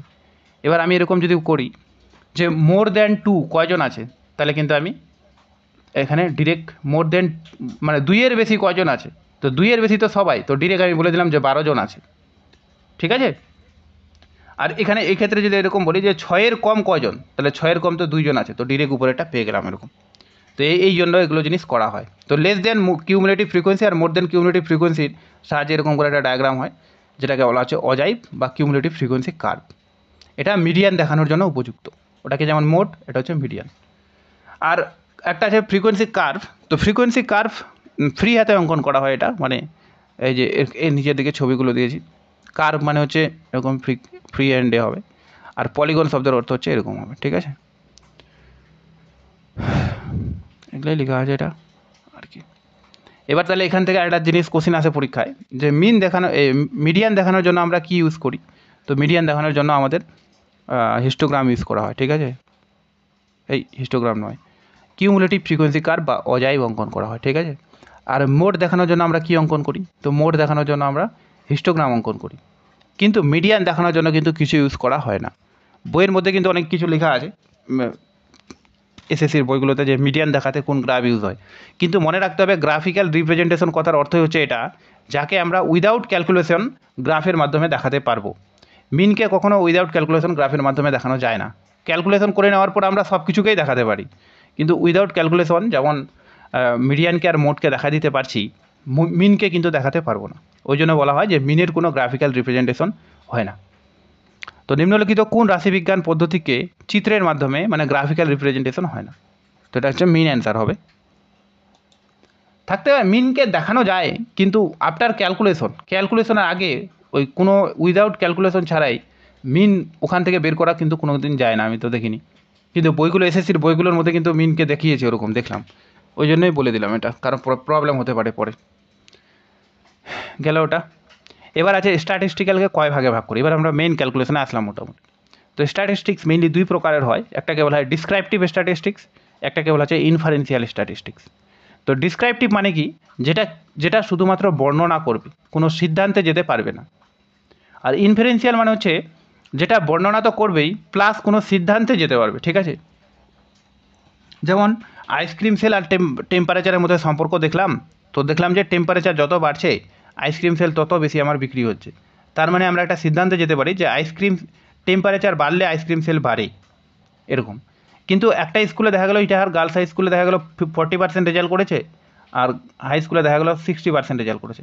পরের বছর এটা আবার চেঞ্জও হয়ে যেতে পারে, এরকম উল্টা হয়ে যেতে পারে। কিন্তু এইটা মোটামুটি কোনো জায়গায় উল্টা হয় না। ওই জন্য বলা হয় যে কিছু কিছু রাশিতত্ত্ব আছে যেগুলোর মাধ্যমে আমরা সিদ্ধান্তে যেতে পারি, তো সেটাকে বলা হচ্ছে ইনফারেন্সিয়াল স্ট্যাটিস্টিক। তো সেন্ট্রাল টেন্ডেন্সি, পার্টিশন ভ্যালু আর কি, আর একটা হচ্ছে কি মেজার অফ ডিসপারশন, এই তিনটাকে বলা হয় ডিসক্রাইপটিভ। আর কোরিলেশন আর টেস্ট অফ সিগনিফিকেন্স, এগুলাকে বলা হচ্ছে ইনফারেন্সিয়াল। এর মধ্যে টেস্ট অফ সিগনিফিকেন্সটা না পড়লেও হবে, কিন্তু কোরিলেশন পর্যন্ত উপরেগুলো পরীক্ষায় করতে হবে, কারণ কোরিলেশন থেকে এর আগের বার কোশ্চেন এসছে। এবার হচ্ছে মেজার্স অফ সেন্ট্রাল টেন্ডেন্সি দিয়ে আমরা শুরু করি, অর্থাৎ ডিসক্রাইপটিভ স্ট্যাটিস্টিক্সের যে প্রথম ভাগটা, মেজার্স অফ সেন্ট্রাল টেন্ডেন্সি। তো সেন্ট্রাল টেন্ডেন্সি মানে কি আগে সেটা বুঝতে হবে। সেন্ট্রাল টেন্ডেন্সি কথার অর্থ হচ্ছে যে এমন একটা মান, যে মানটা কোনো একটা জায়গার গোটা মানগুলোকে রিপ্রেজেন্ট করবে। যেমন ফর এক্সাম্পল একটা ক্লাসে আমি গেলাম, ক্লাসে 100 জন ছাত্র আছে, তো 100 জন ছাত্রও কী খেতে বেশি ভালোবাসে, তো আমি জিজ্ঞেস করলাম, দেখা গেলো তাদের মধ্যে 90 জনই হাত তুললো যে স্যার আমরা বিরিয়ানি খেতে ভালোবাসি। 2 জন আছে যারা বললো যে না আমরা ফুচকা খাবো, আর বাকিরা আছে যারা অন্য কিছু বললো। তার মানে আমি একটা তো কনফার্ম হয়ে গেলাম যে এখানকার বেশিরভাগ ছেলেরা কি বলে যে বিরিয়ানি খেতে ভালোবাসে। তো এই যে বিরিয়ানি হলো এমন একটা মানে খাওয়ার যেটা দিয়ে আমরা গোটা ক্লাসকে রিপ্রেজেন্ট করতে পারি, তো ওটাকে বলা হচ্ছে central tendency. Central tendency just একটা ভ্যালু, কিন্তু সেই ভ্যালু দিয়েও মানে গোটা ক্লাসকে রিপ্রেজেন্ট করা যায় বা গোটা ডেটা সিরিজকে রিপ্রেজেন্ট করা যায়। তো সেন্ট্রাল টেন্ডেন্সি 3 প্রকারের হয়, মিন, মিডিয়ান, মোড, এরকম। মিন হচ্ছে গাণিতিক গড়, আর মিডিয়ান হচ্ছে পজিশনাল এভারেজ, ঠিক আছে। আর মোড হচ্ছে মানে বারবার মোস্ট রিপিটেড ভ্যালু, এরকম বলছি আমি সবগুলো। মিনের আবার ভাগ আছে arithmetic mean, geometric mean, harmonic mean, ঠিক আছে। অ্যারিথমেটিক মিন আবার 2 প্রকার হয়, সিম্পল আর ওয়েটেড। তো অনেক সময় জিজ্ঞেস করে যে অ্যারিথমেটিক মিন কত প্রকারের, তো অ্যারিথমেটিক মিন 2 প্রকার, সিম্পল আর ওয়েটেড। আর হারমোনিক আর জিওমেট্রিক মিন যেহেতু স্কুলের সিলেবাসে থাকে না, তো ওগুলো দেয় না, তাও আমি একটু দিয়ে দিচ্ছি এখানে যে বোঝার জন্য খালি, যে হারমোনিক আর জিওমেট্রিক মিনটা কী জিনিস। তো এখানে সবগুলোই এই জিনিসগুলো ব্যাখ্যা করা আছে একটু করে, যে মিন কি প্রথমে। তো মিন কি, মিনকে যদি আমরা সিম্পলি দেখি, তো মিন হচ্ছে যে যতগুলো ভ্যালু আছে, মানলাম একটা ক্লাসে 3 জন ছাত্র আছে, 3 + 5 + 1 এরকম করে তারা নাম্বার পেয়েছে। তো 3 জনের নাম্বারগুলো যোগ করলাম, 3 দিয়ে ডিভাইড করলাম, তো 3 × 5 = 8, 1 = 9, তো 3 হয়ে গেল। এটা হয়ে গেল মিন। মিডিয়ান কি, তো মিডিয়ানের ক্ষেত্রে আমাকে মনে রাখতে হবে, মিডিয়ানের ক্ষেত্রে এটা মোড লেখা আছে নাকি, আচ্ছা মিডিয়ানের ক্ষেত্রে, তো মিডিয়ানের ক্ষেত্রে মনে রাখতে হবে ডেটাগুলোকে আমাকে প্রথমে হয় অ্যাসেন্ডিং অর্ডারে নাহলে ডিসেন্ডিং অর্ডারে সাজাতে হবে। তো 1, 3, 5 আমি পরপর সাজালাম অ্যাসেন্ডিং অর্ডারে। এবার সাজিয়ে যেটা মিডিল পজিশনে থাকবে সেটাকে বলা হচ্ছে মিডিয়ান। অর্থাৎ মিডিয়ান হচ্ছে গোটা সিরিজকে দুটা ভাগে ভাগ করে, যার এদিকে থাকবে 50%, এদিকে থাকবে 50%, এরকম। তো এটা হয়ে গেল মিডিয়ান। আর মোড কি? মোড হচ্ছে most repeated value. Most repeated value, যেমন আমি বললাম 3 জন ছাত্র ছিল, একজন পেয়েছে 3, একজন পেয়েছে 5, একজন পেয়েছে 1। তো কোনো এমন এখানে ইয়ে নেই, কি বলে যে ভ্যালু নেই যেটা কিন্তু রিপিটেড হয়েছে। সুতরাং আমরা বলবো যে ওখানে কোনো মোডই নেই, যে বেশি কেউ পেয়েছে এরকম নেই, সবার সমান। তো এরকম ব্যাপারটা যে কি বলে যে দেখা গেল এরকম যে বাজারে অনেকগুলো এসএসসির বই বেরিয়েছে, কথার কথা, ঠিক আছে, এসএসসির বই বেরিয়েছে। এবার দেখা গেলো 3 জন ছাত্র গেল, 3 জন ছাত্র একটা এ নামের বই নিল, তারপরে আরও 3 জন গেল, 3 জনও বি নামের বই নিল, আরও 3 জন গেল, 3 জনও সি নামের বই নিল, সি নামের বইটা নিল। তো 3টা বই 3 জন করে নিল। তাহলে আমি দোকানদার কেমন করে বুঝবে যে আবার কোন বইটা বেশি সেল হচ্ছে, আমাকে কোন বইটা নিয়ে আসতে হবে? তো সেই ক্ষেত্রে কিন্তু এখানে কোনো মোড পাওয়া যাবে না, আর দোকানদার কিন্তু কনফিউশন হয়ে যাবে। তো মোডগুলোকে এরকম করে ইউজ করা হয় যে সব থেকে বেশি সেল যে বইটা হচ্ছে আমি তো বাজারে সেটাই নিয়ে আসবো। তার মানে প্রত্যেকটা দোকানদার কিন্তু মোড বিষয়টাকে ব্যবহার করছে। কিন্তু যখন সবগুলো সমানভাবে সেল হবে, মোর অরলেস একই রকম সেল হচ্ছে, তখন কিন্তু সমস্যা। তখন সেই ক্ষেত্রে বলা হবে যে মোডই নেই কোনো, সবাই আলাদা আলাদা করে নিয়ে নিচ্ছে, এরকম ব্যাপারটা। তো মোড হচ্ছে মোস্ট রিপিটেড ভ্যালু বা মোস্ট কমন ভ্যালু, ঠিক আছে। আর মিডিয়ান হচ্ছে যে সাম করব, সাম করে টোটাল ডিভাইডেড। আর আরেকটা কী আছে এটা মিডিয়ান বলছে, মিন ওটা। আর মিডিয়ান হচ্ছে প্রথমে অ্যারেঞ্জিং করবো, হয় অ্যাসেন্ডিং অর্ডারে বা ডিসেন্ডিং অর্ডারে, তারপরে তার মিডিল ভ্যালুটাকে নিয়ে নেব। এই মিডিল ভ্যালুটাকে নেওয়া হয় জন্যেই একে অনেক সময় পজিশনাল অ্যাভারেজ বলে, ঠিক আছে, যেহেতু পজিশন বোঝায়, যে মিডিল পজিশনটাকে নির্দেশ করে এরকম। আর এটাকে যেহেতু ক্যালকুলেশনের মাধ্যমে বের করি মিনটা, ওই জন্য একে বলা হয় অ্যারিথমেটিক্যাল অ্যাভারেজ বা অ্যারিথমেটিক্যাল মিন, এরকম। তো এখানে সূত্রগুলো দেওয়া আছে একটু। মিন মানে হচ্ছে সাম করবো প্লাস সাইজ, অর্থাৎ এ বি সি তিনটাকে যোগ করলাম, আর সাইজ কথার অর্থ হচ্ছে কয়জন আছে, তো 3 আছে, 3 দিয়ে ভাগ করলাম, ঠিক আছে। বেশিরভাগ ক্ষেত্রে এভারেজ বের করার জন্য এটাই ব্যবহার করা হয়।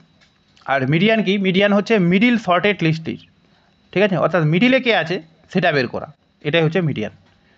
আর এটা হচ্ছে ইনকামের ক্ষেত্রে বা কোনো বাড়ির ক্ষেত্রে এগুলো বের করা হয় এরকম করে। আর মোড হচ্ছে মোস্ট পপুলার। মোস্ট পপুলার মানে হচ্ছে most common, most popular value যেটা, অর্থাৎ সবথেকে বেশিবার রিপিটেড যে ভ্যালুটা হয়েছে, যে বইটা সবথেকে বেশিবার রিপিটেড হয়েছে, সেটা হলো সেখানকার মোড, ঠিক আছে। তারপর হচ্ছে এটা জিওমেট্রিক মিন আছে আর হারমোনিক মিন আছে। তো জিওমেট্রিক মিনের সূত্রটা তো এরকমই। আমি এখানে সব ইন্ডিভিজুয়াল সিরিজেরগুলো করছি, কারণ ওগুলোই বেশি পরীক্ষা আছে। আর ডিসক্রিট সিরিজেরও, এই কন্টিনিউয়াস সিরিজেরও নিজের দিকে সূত্র দেওয়া আছে, ওখানে গিয়ে একবার করে বলে দেবো। কিন্তু আমি যে সব উদাহরণ দেবো, বেশিরভাগ ক্ষেত্রে ইন্ডিভিজুয়াল সিরিজের উদাহরণ দেওয়ার চেষ্টা করবো, কারণ পরীক্ষাতে বেশিরভাগ ইন্ডিভিজুয়াল সিরিজই আছে। কন্টিনিউয়াস সিরিজের যদি দেয় তাহলে ওগুলোকে ক্যালকুলেশন করার জন্য একটু সমস্যা হয়। তো ইন্ডিভিজুয়াল সিরিজের যদি আমি এরকম করে ধরি, 3টা ভ্যালু আছে এ বি সি, তো এটার যদি আমি অ্যারিথমেটিক মিন বের করি, যেমন এই যে অ্যারিথমেটিক মিন, তাহলে আমার সূত্রটা কী হলো, A plus B plus C divided by 3। এটা হয়ে গেল সিম্পল মিন, যেটা আমরা করি। আর জিওমেট্রিক আর হারমোনিক মিনটা কি? জিওমেট্রিক মিনটা হচ্ছে যে এই এ বি সিকে আমরা গুণ করব, এ বি সি গুণ করলাম এবং এর একটা রুট ওভার দিলাম, আর এদিকে আমি 3 লিখলাম। তো এটাকে যে কী বলছে যেন ভুলে গেলাম আমি, কিউব রুট আর কি, cube root A B C এরকম। তো এই যে 3 এই জন্য হলো কারণ 3টা ভ্যালু আছে। যদি এখানে আরেকটা ভ্যালু থাকতো 4, তাহলে A into B into C into D, আর এদিকে হয়ে যেত পাওয়ারটা হয়ে যেত 4। তো এইভাবে বের করা হয়। তো এটাকে বলা হচ্ছে জিওমেট্রিক মিন। এটা আরেকটা সূত্র আছে, অনেক বই এরকমও লেখা থাকতে পারে, যে A into B into C divided by 1/3, ঠিক আছে, টু দি পাওয়ার 1/3। তো একই ভ্যালু কিন্তু একই আসবে প্রায়। তো এটা সবথেকে সিম্পল মনে হলো, ওই জন্য এটাই এখানে আছে। এবার জিওমেট্রিক মিনটা কোথায় ব্যবহার করা হয়, এটা হচ্ছে মোস্ট ইম্পর্টেন্ট। ক্যালকুলেশন দিবে না এগুলা, কারণ ক্যালকুলেশনটা একটু জটিল। তো এটা হচ্ছে গ্রোথ রেট বের করার জন্য কোনো জায়গায়, এরিয়ার ভলিউম বের করার জন্য, আর কত একটা ব্যবসাতে কত ইনভেস্টমেন্ট করা হয়েছে না হয়েছে এগুলোর। তো সব থেকে মোস্ট ইম্পর্টেন্ট হচ্ছে গ্রোথ রেট বের করার জন্য, গ্রোথ কত % বৃদ্ধি হয়েছে, চক্রবৃদ্ধি আর কি এরকম। একটা আছে হারমোনিক মিন। তো হারমোনিক মিনটা কেমন করে বের করা হবে? তো হারমোনিক মিন প্রথমে এখানে আমার কয়টা ভ্যালু আছে, এ বি সি 3টা ছিল, তো এ বি সি, তো এ বি সি 3 ছিল, ওই জন্য উপরে 3 হয়ে গেল, ডিভাইডেড বাই 1/এ প্লাস 1/বি প্লাস 1/সি, এরকম করে কিন্তু মানটা বের করা হয়, ঠিক আছে। আর এটা হয়ে গেল হারমোনিক মিন। তো হারমোনিক মিন কখন বের করি? যখন কোনো কিছুর স্পিড বের করা হয়, ঠিক আছে। প্রোডাকশন অর্থাৎ কতটা প্রোডাক্ট হয়েছে, কস্ট বের করা হচ্ছে কতটা। এক কথায় এখানে গ্রোথ আর এখানে প্রোডাকশন, এই দুটা মোস্ট ইম্পর্ট্যান্ট। গ্রোথ বের করার জন্য এটা, প্রোডাকশন বের করার জন্য এটা, ঠিক আছে। তো এইগুলো থেকে কোশ্চেন আসতে পারে যে এর মধ্যে কোনটা মিন নয় বা কোনটা মিন, আমি একবার করে জন্য বলে দিলাম। এবার আমরা অ্যারিথমেটিক মিন থেকে শুরু করি একটু করে। তো অ্যারিথমেটিক মিন তো আমি বললাম total population divided by number of observation. আর এটি একটা গাণিতিক গড় প্রতিটি রাশি দ্বারা প্রভাবিত। প্রতিটি রাশি দ্বারা প্রভাবিত মানে এরকম যে মানলাম 4 আছে, 400 আছে, ঠিক আছে, আর 3 আছে, এই 30 আছে। তো এই 3জন ছেলে আছে, 3জন ছাত্র আছে একটা ক্লাসের, দেখা গেলো কেউ মাত্র 4 নাম্বার পেয়েছে টোটাল, বাকিগুলোতে সব ফেল টেল করেছে। আর একজন 400 পেয়ে গেছে 400-র মধ্যে, আর একজন মাত্র 30 পেয়েছে। এবার এদেরকে যদি আমরা ইয়ে করি মিন বের করি, তাহলে দেখবো মিন মোটামুটি 404 আর 30, 434 হচ্ছে উপরের দিকে, নিচে হচ্ছে 3জন। তার মানে মোটামুটি 100+ আসছে। তার মানে আমরা যদি দেখি 400-র সাপেক্ষে যদি বিষয়টা ভাবি, তাহলে গড় রেজাল্ট যখন বলবো যে গড় রেজাল্ট তো খুবই খারাপ হয়েছে ক্লাসের, তাহলে তো এর ব্যাপারটা তো অন্যরকম হয়ে গেল। আবার 4-এর সাপেক্ষে দেখি যে ফেল করেছে, যে কোনো সাবজেক্টে 0 পেয়েছে, কিন্তু তারও একটা ভালো রেজাল্ট এখানে দেখাচ্ছে গড় রেজাল্ট দেখলে। তো ওই জন্যই বলেছে যে প্রত্যেকটা রাশি দ্বারা প্রভাবিত, যে সে 0 হোক, সে 3 হোক, সে 4 হোক, তাকে কাউন্ট করা হবেই এবং তাকে নিচে তত দিয়ে ভাগ করা হবে এরকম। তো ওই জন্য ঠিক আছে, এটা এর যেমন একটা সুবিধাই আছে যে প্রত্যেকটা রাশি তত্ত্বকে গুরুত্ব দেওয়া হয় জন্যই এর একটা গুরুত্ব রয়েছে। আবার এর অসুবিধাও আছে যে অনেক সময় ভুল রেজাল্ট দেখায়, যে একজন 400 পেয়ে গেছে আর একজন 4 পেয়ে গেছে, দুজনের এভারেজ করলে 404, 202 হয়ে গেল। তাহলে কোথায় 400 থেকে 202-এ নেমে গেল, আর কোথায় এই 400 থেকে 4 থেকে 200-তে চলে গেল। তার মানে একটা অসুবিধাও আছে। আবার অসমাপ্ত বন্টনের গড় নির্ণয় করা যায় না। অসমাপ্ত বন্টন মানে যদি ক্লাসে যদি 5 জন ছাত্র থাকে, তো 5 জনের মধ্যে দেখা গেলো 5-এর মধ্যে পরীক্ষা হয়েছে, একজন 2 পেয়েছে, একজন 3 পেয়েছে, একজন 4 পেয়েছে, একজন 5 পেয়েছে। আর কথার কথা আরেকটা ছাত্র আছে, তার নাম্বারটা আমি জানি না সে কত পেয়েছে, তাহলে কি তাদের এভারেজ বের করা যাবে? তাহলে 2, 3, 5 আর 9, 5, 14 হলো, কিন্তু এই ছাত্রটা কত পেয়েছে এটা তো আমরা জানি না। তো ওই জন্যই বলছে যে ডেটাটা অসমাপ্ত বা যার মিসিং রয়েছে আর কি, সেক্ষেত্রে কিন্তু এটা বের করা যায় না, ঠিক আছে। আর মিনের ক্ষেত্রে কি মিন 2 প্রকার হয়, একটা হচ্ছে সিম্পল মিন, একটা হচ্ছে ওয়েটেড মিন। তো সিম্পল মিনটাই বেশি আর কি চলে। তো এখানে সূত্রগুলো দেওয়া আছে মিন এরকম। আনগ্রুপ কথার অর্থ হচ্ছে ওই যে ইন্ডিভিজুয়াল সিরিজ এরকম, ঠিক আছে। আর গ্রুপ কথার অর্থ হচ্ছে কন্টিনিউয়াস সিরিজের সূত্র এগুলো, বা কন্টিনিউয়াস, আর হচ্ছে কন্টিনিউয়াস, আর এটা কি ডিসক্রিট সিরিজ। ডিসক্রিট সিরিজটাও কিন্তু গ্রুপিংয়ের মধ্যে পড়ে, কারণ ডিসক্রিট মানে কি, যে 2 নাম্বার কতজন পেয়েছে, 5 জন পেয়েছে, তো 5 জন মিলে তো একটা গ্রুপই হলো। তো এই ডিসক্রিট সিরিজের সূত্রগুলো মোরলেস ইয়ের মতো নেই, মানে কন্টিনিউয়াস সিরিজেরই মতো, খালি লাস্টে কন্টিনিউয়াস সিরিজের যেমন ইন্টু আই হয়, অর্থাৎ ইন্টারভেল থাকে একটা, ডিসক্রিট সিরিজের ক্ষেত্রে সেটা হবে না। তো এখানে সূত্রটা দিয়েছি আমি এরকম করে বোঝার জন্য, এগুলা সম্পর্কে অত বলছি না আমি, ঠিক আছে। জাস্ট আমি কনসেপ্টগুলো একবার করে বলে দিচ্ছি, আর বাকিগুলো কোশ্চেন ঘাটতে হবে। দেখছি আমি অঙ্ক টঙ্ক তো নাই, শেষে দেয় না, অঙ্ক দিলে একটু। আর কোশ্চেনও দিয়েছি কয়েকটা, যেমন কেন্দ্রীয় প্রবণতার সবচেয়ে স্থায়িত্ব বেশি কোনটির, তো এটা হবে মিন। মানে মিন সব থেকে পপুলার আর কি, যতগুলো কেন্দ্রীয় প্রবণতা আছে মিন হচ্ছে সব থেকে পপুলার। তো এটা কোশ্চেন হবে কেন তার স্থায়িত্ব বেশি, তাকে কেন গুরুত্ব বেশি দেওয়া হয়। গুরুত্ব এই জন্য বেশি দেওয়া হয় কারণ সেক্ষেত্রে সবাইকে কাউন্ট করা হয়। কেউ যদি 0 পায়, কেউ যদি 500 পায়, মানে কেউ যদি মানে থাকে ওখানে, তাহলে তাকে কাউন্ট করা হবেই, ঠিক আছে। তো সেই কারণে তার স্থায়িত্ব বেশি বলে মনে করা হয়। সমগ্র রাশির প্রতিনিধি বলা হয় কাকে, অর্থাৎ গোটা রাশিকে প্রতিনিধিত্ব করে, সে 0 পাক, মাইনাস পাক, 2 পাক, 1 পাক, যত পাক, তাহলে সেটা মিনকেই হবে। মিন গেল। এবার আসবো আমরা মিডিয়ান। তো মিডিয়ানের বাংলা অর্থ হচ্ছে মধ্যমা, ঠিক আছে। এক্ষেত্রে আমি একটা প্রথমে অঙ্ক দেখাইনি, যেরকম করে ডেটা আছে, মানে 10-এর মধ্যে এক্সাম হয়েছে, তো একটা ছাত্র 1 পেয়েছে, 2, 3, 4, 5, 6, 7, 8 এরকম করে নাম্বার পেয়েছে। তো এর যদি আমাকে মিডিয়ান বের করতে বলে, তাহলে আমি কী করবো, প্রথমে ডেটাগুলোকে কন্টিনিউয়াস পরপর সাজাবো। তো পরপর সাজানো আছে, 3 জনের দিকে গেল, 3 জনের দিকে গেল, মিডিলে আমার 2 জন থাকলো, ঠিক আছে। মানে এটা জোড় সংখ্যা আর কি। তো জোড় সংখ্যা 4 আর 5 থাকলো মিডিলে, তো 4 + 5 করবো আমরা, 20-কে 2 দিয়ে ডিভাইড করবো। তো 4, 5 কত, 9, 9-কে 2 দিয়ে ডিভাইড করলে কত, 4.5। তো 4.5 অ্যান্সার হতো, 4.5 নাই এখানে, তো 4.5 অ্যান্সার। এটা ভুল আছে, এরকম হতো, ঠিক আছে। তার মানে কী দেখলাম, যে প্রথমে ডেটাগুলোকে আমরা এমনভাবে সাজাচ্ছি, হয় অ্যাসেন্ডিং অর্ডারে বা ডিসেন্ডিং অর্ডারে, তারপরে মিডিলের একটা ভ্যালু চুজ করছি এমনভাবে যার এদিকে থাকছে 50%, অর্থাৎ তার থেকে বেশি পাচ্ছে 50%, তার থেকে কম পাচ্ছে 50%। এটাকে বলা হচ্ছে জাস্ট মিডিয়ান। ঠিক আছে, তো কী লেখা আছে এখানে দেখি 50, তার উপরে ও নিচে শতকরা 50 ভাগ রাশি থাকে, অর্থাৎ পরিমাপ স্কেলে এটি এমন একটি বিন্দু যা স্কেলটি সমান 2 ভাগে ভাগ করে। খুব ইম্পর্ট্যান্ট লাইন।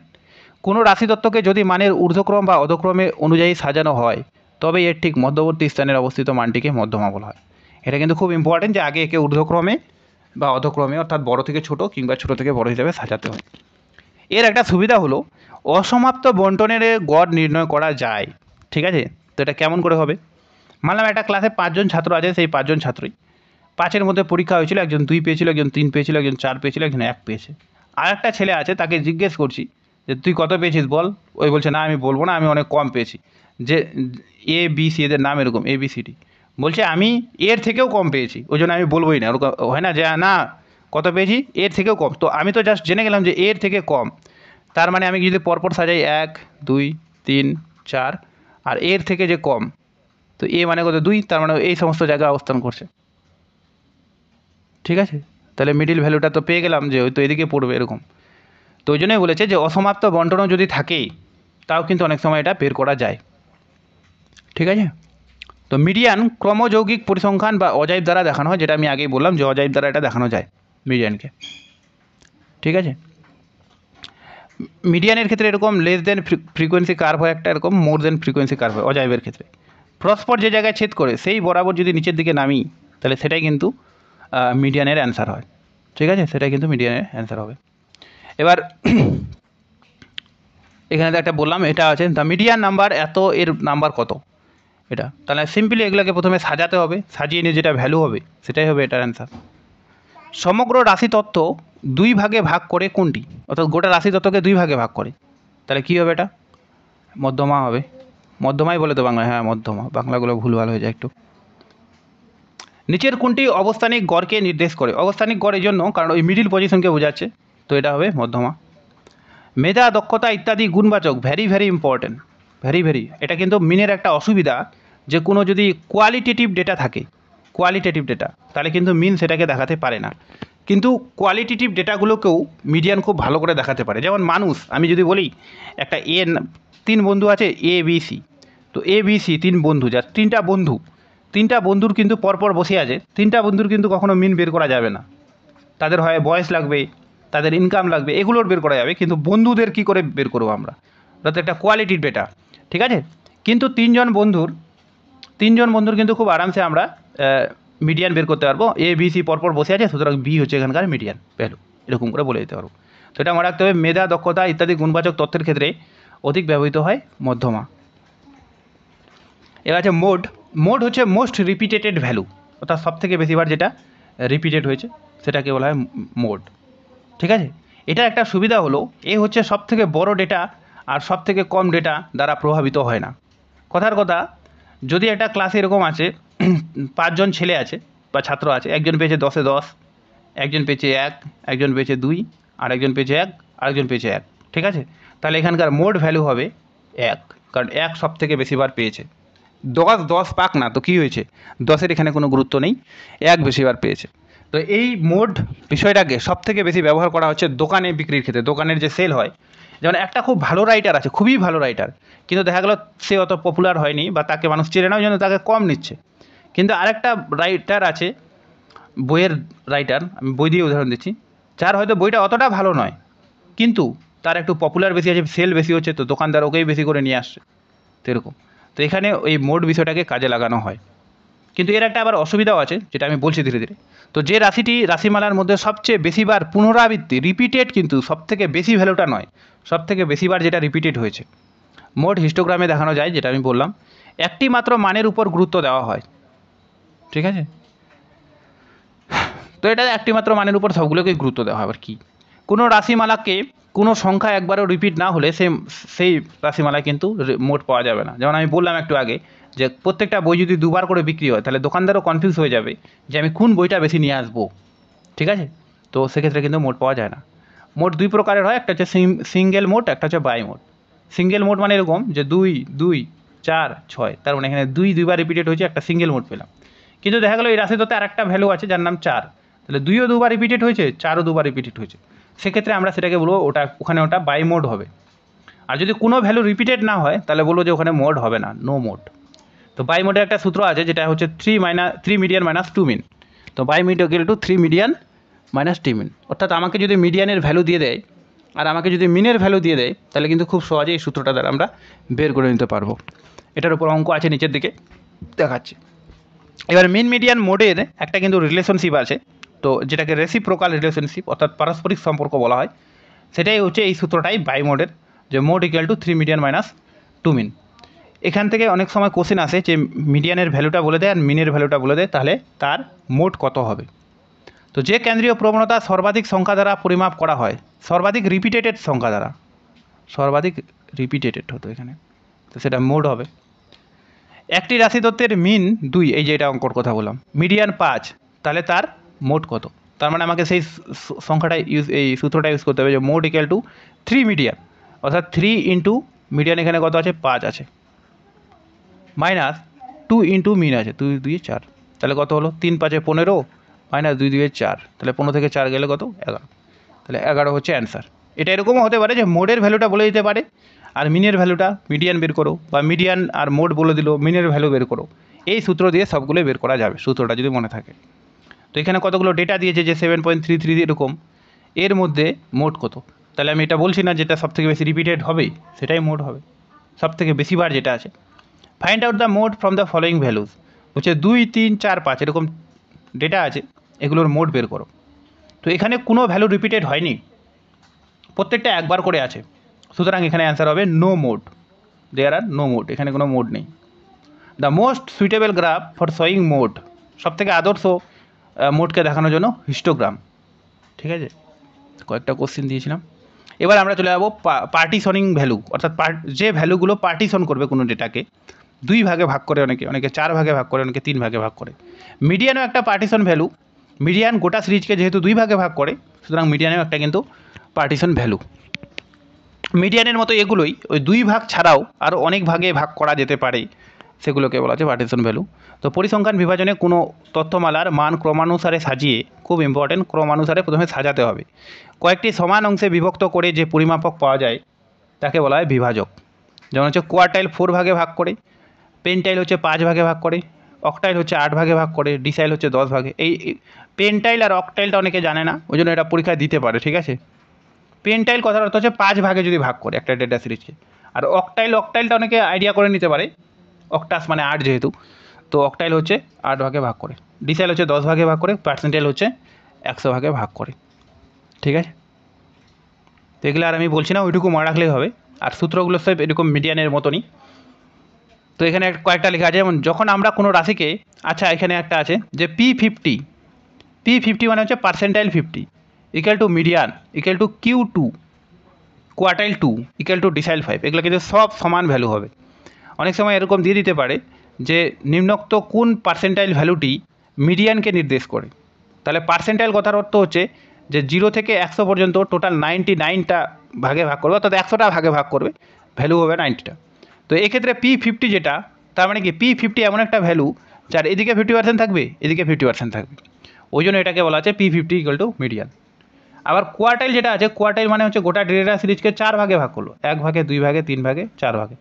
তাহলে এক্ষেত্রে Q2 যেটা, সেটা তো 50%কে নির্দেশ করছে, ওই জন্য কিন্তু এরকম হবে, মানে একটা যেহেতু 25 করে, তো Q2 মানে 50% হলো। আবার ডিসাইল যেহেতু 10 ভাগে ভাগ করবে, তার মানে একটা ভাগ হচ্ছে 10 করে, তো 5টা ভাগ 10 × 5 50, তার মানে মিডিয়ানকে ভ্যালু নির্দেশ করছে। তো এটা অনেক সময় দিতে পারে, ওই জন্য ওটাকে আমি হাইলাইট করে দিয়েছি। তো যখন আমরা কোনো রাশি তত্ত্বকে সমান 4 ভাগে ভাগ করি, তাকে কি বলা হয়, তাকে বলা হয় চতুর্থক বা কোয়ার্টাইল। আর কোনো পরিসংখ্যান রাশি তত্ত্বকে 10 ভাগে ভাগ করলে সেটাকে বলা হচ্ছে ডিসাইল। কোনো পরিসংখ্যান রাশি তত্ত্বকে 99টি মান দিয়ে 100 ভাগ করলে সেটাকে বলা হচ্ছে 99টা ভাগ, আর কি 99টা ভাগ হলেই টোটাল 100, 99টা সংখ্যা দিয়েই টোটাল 100টা ভাগ হয়ে যায় আর কি। যেমন কোয়ার্টাইল 3টা আছে, এরকম একটা গোটা ডেটা সিরিজ আছে, একে আমরা 4টা ভাগে ভাগ করবো, তার মানে কি Q1 হলো এটা, Q2 হলো এটা, Q3 হলো এটা, তো অলরেডি 1টা ভাগ, 2টা ভাগ, 3টা ভাগ, 4টা ভাগ হয়ে গেছে। এবার আছে মেজার অফ ডিসপারশন, এগুলো একটু ছোটো ছোটো আছে।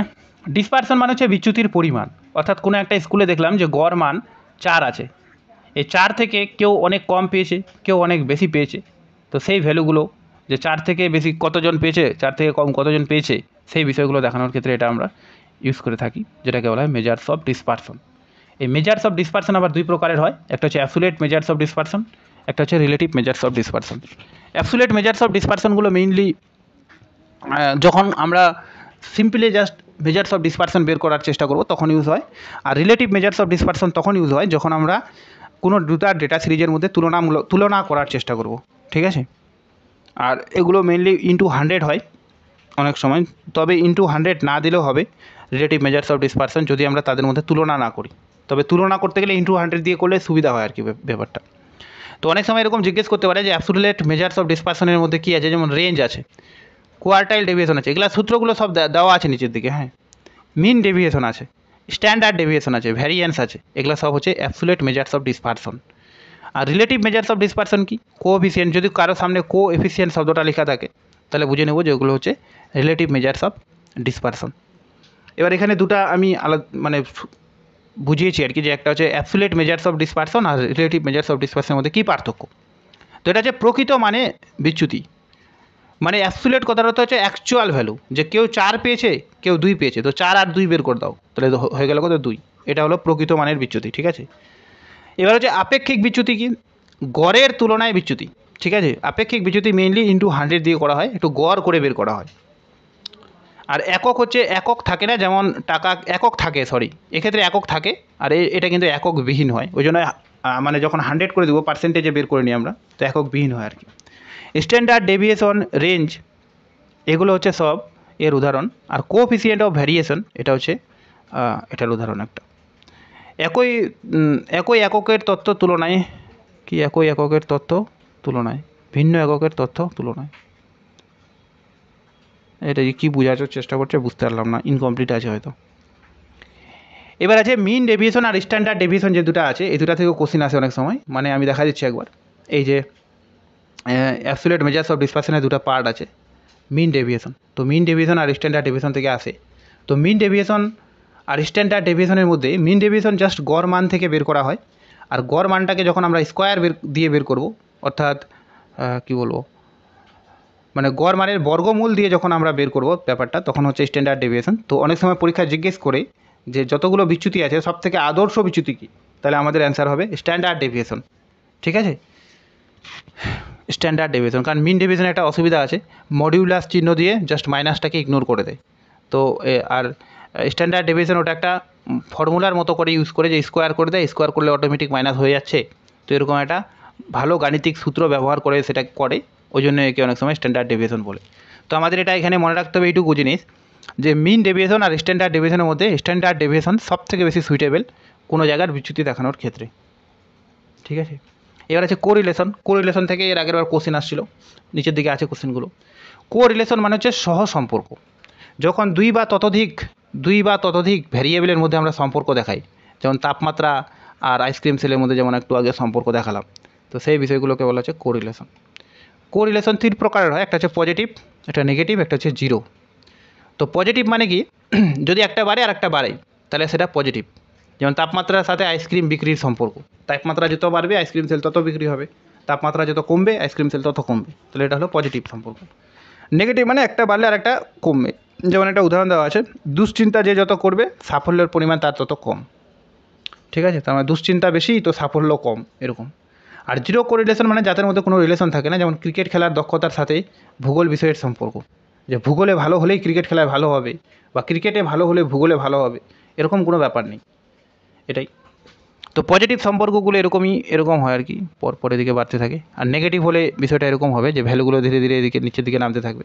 আর নো কোরিলেশন মানে যে এরকম আছে, অনেক সময় এগুলো এরকম এই ডায়াগ্রামগুলো জাস্ট এই ডায়াগ্রামগুলো দিয়ে দিবে, আর এদিকে এরকম করে মানে ডান পক্ষ আর বাম পক্ষ কিন্তু মিলাতে দিবে, যে কোনটা পজিটিভ রিলেশন বোঝাচ্ছে, কোনটা নেগেটিভ, ইত্যাদি ইত্যাদি, ঠিক আছে। তো আমাদের এটা মনে রাখতে হবে একটু। এবার আছে কোএফিসিয়েন্ট অফ কোরিলেশন, এই কথাটা মানে কি, যখন জাস্ট আমরা একটা সংখ্যা দ্বারা কোনো দুটা বিষয় বা তিনটা বিষয়ের মধ্যে সম্পর্ক দেখাতে পারবো, জাস্ট একটা ভ্যালু দ্বারা কোনো দুটা বা তিনটা বিষয়ের মধ্যে সম্পর্ক দেখাতে পারবো, তখন তাদেরকে বলা হচ্ছে কোএফিসিয়েন্ট অফ কোরিলেশন, ঠিক আছে। তো কোএফিসিয়েন্ট অফ কোরিলেশন কে সর্বদা আর দ্বারা প্রকাশ করা হয়, আর মানে রিলেশন আর কি এরকম, আর দ্বারা প্রকাশ করা হয়, ঠিক আছে। আর এই আর এর ভ্যালুগুলো জিরো এরকম হতে পারে যে -1 থেকে +1 পর্যন্ত হতে পারে, মানে এই যে 1 থেকে -1 থেকে -1 এর মধ্যে হয়। তো অনেক সময় জিজ্ঞেস করে যে যদি কোরিলেশন অফ কোফিসিয়েন্টের ভ্যালু 0 হয় তাহলে কী নির্দেশ করছে, তাহলে নো কোরিলেশন, তাদের মধ্যে কোনো সম্পর্ক নেই। যদি +1 হয় তাহলে পারফেক্ট পজিটিভ কোরিলেশন, যে একটা বাড়লে একটা অবশ্যই বাড়বে এরকম। আর যদি -1 হয় তাহলে পারফেক্ট নেগেটিভ কোরিলেশন, যে একটা বাড়লে আর একটা অবশ্যই কমবে এরকম। আর যদি 0.5 হয় তাহলে উইক পজিটিভ, আর এটা হলো এটা। এখানে এরকম করে দেওয়া আছে, আর এখানেও দেওয়া আছে যে আমরা 0 থেকে শুরু করব, সবসময় মনে রাখা 0 কোরিলেশন। 0 থেকে 5 হলে পার্সিয়াল পজিটিভ, আর 0.5 থেকে 1 হলে স্ট্রং পজিটিভ কোরিলেশন। ঠিক ওরকম এদিকে পার্সিয়াল নেগেটিভ, স্ট্রং নেগেটিভ, এগুলা থেকে কিন্তু পরীক্ষা আসে অনেক সময়। এবার এই যে মেথড অফ কোরিলেশন, অর্থাৎ আমরা কোরিলেশন দেখলাম, কোফিসিয়েন্ট দেখলাম, সব এগুলো আবার হচ্ছে কতগুলো সূত্র আছে। যেমন একটা আছে কার্ল পিয়ারসন মেথড, যেটাকে আমরা প্রোডাক্ট মোমেন্ট মেথড বলে থাকি। স্পিয়ারম্যানের মেথডটাকে আমরা র্যাঙ্ক মেথড বলে থাকি।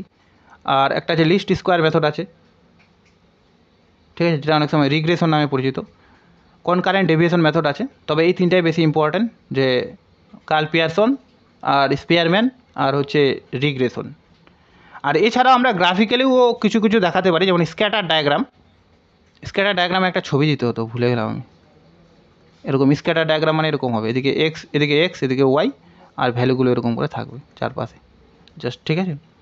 আর সিম্পল গ্রাফ মানে তো গ্রাফের মাধ্যমে দেখাতে পারি। স্মুথ কার্ভ, অর্থাৎ এই যে কোনো এরকম কার্ভের মাধ্যমে আমরা দেখাতে পারি। তো এগুলো তো অতটা ইম্পর্টেন্ট নয়। স্ক্যাটার ডায়াগ্রামটা দেখি একটা ছবি নাহলে অ্যাড করে দেবো পরে, যেদিন ফাইনাল যেদিন পিডিএফটা দেবো ওই দিন। আজকে আপাতত এটা দিয়ে দিচ্ছি।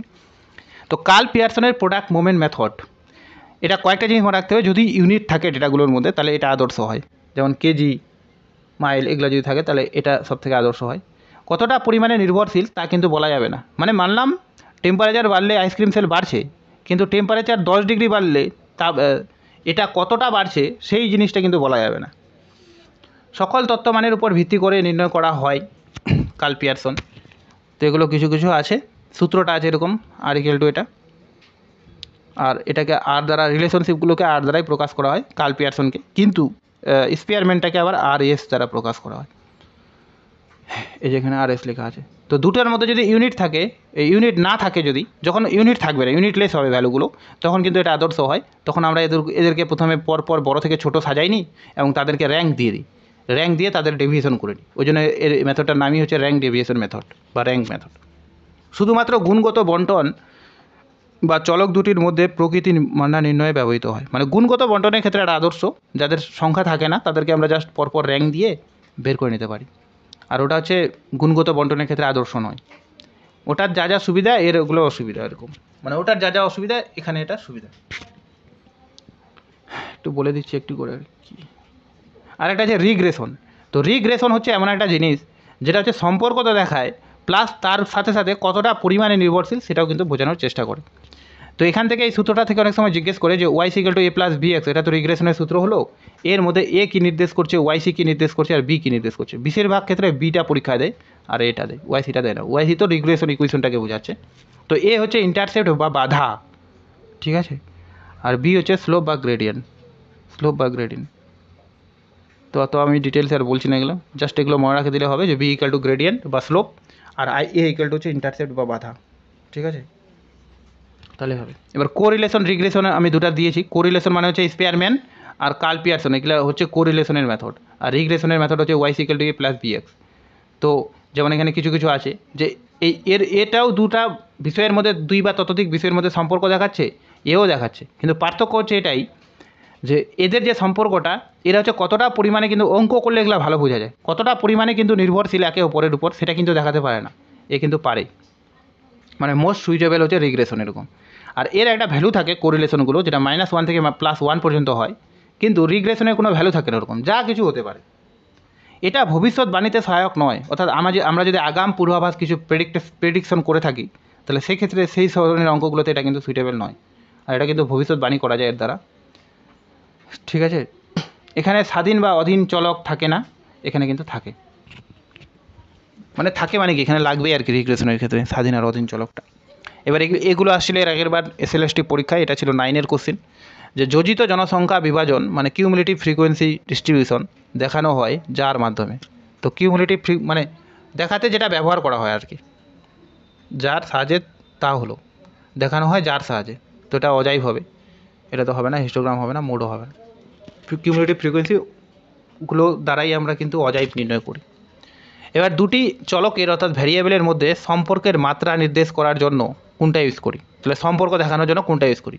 তো ডিসপারশন তো হবেই না, মেজার অফ ডিসপারশন দেখায় না, ইন্ডেক্স নাম্বারও হবে না, অ্যাসোসিয়েশনও হবে না, কোরিলেশন হবে রাইট অ্যান্সার।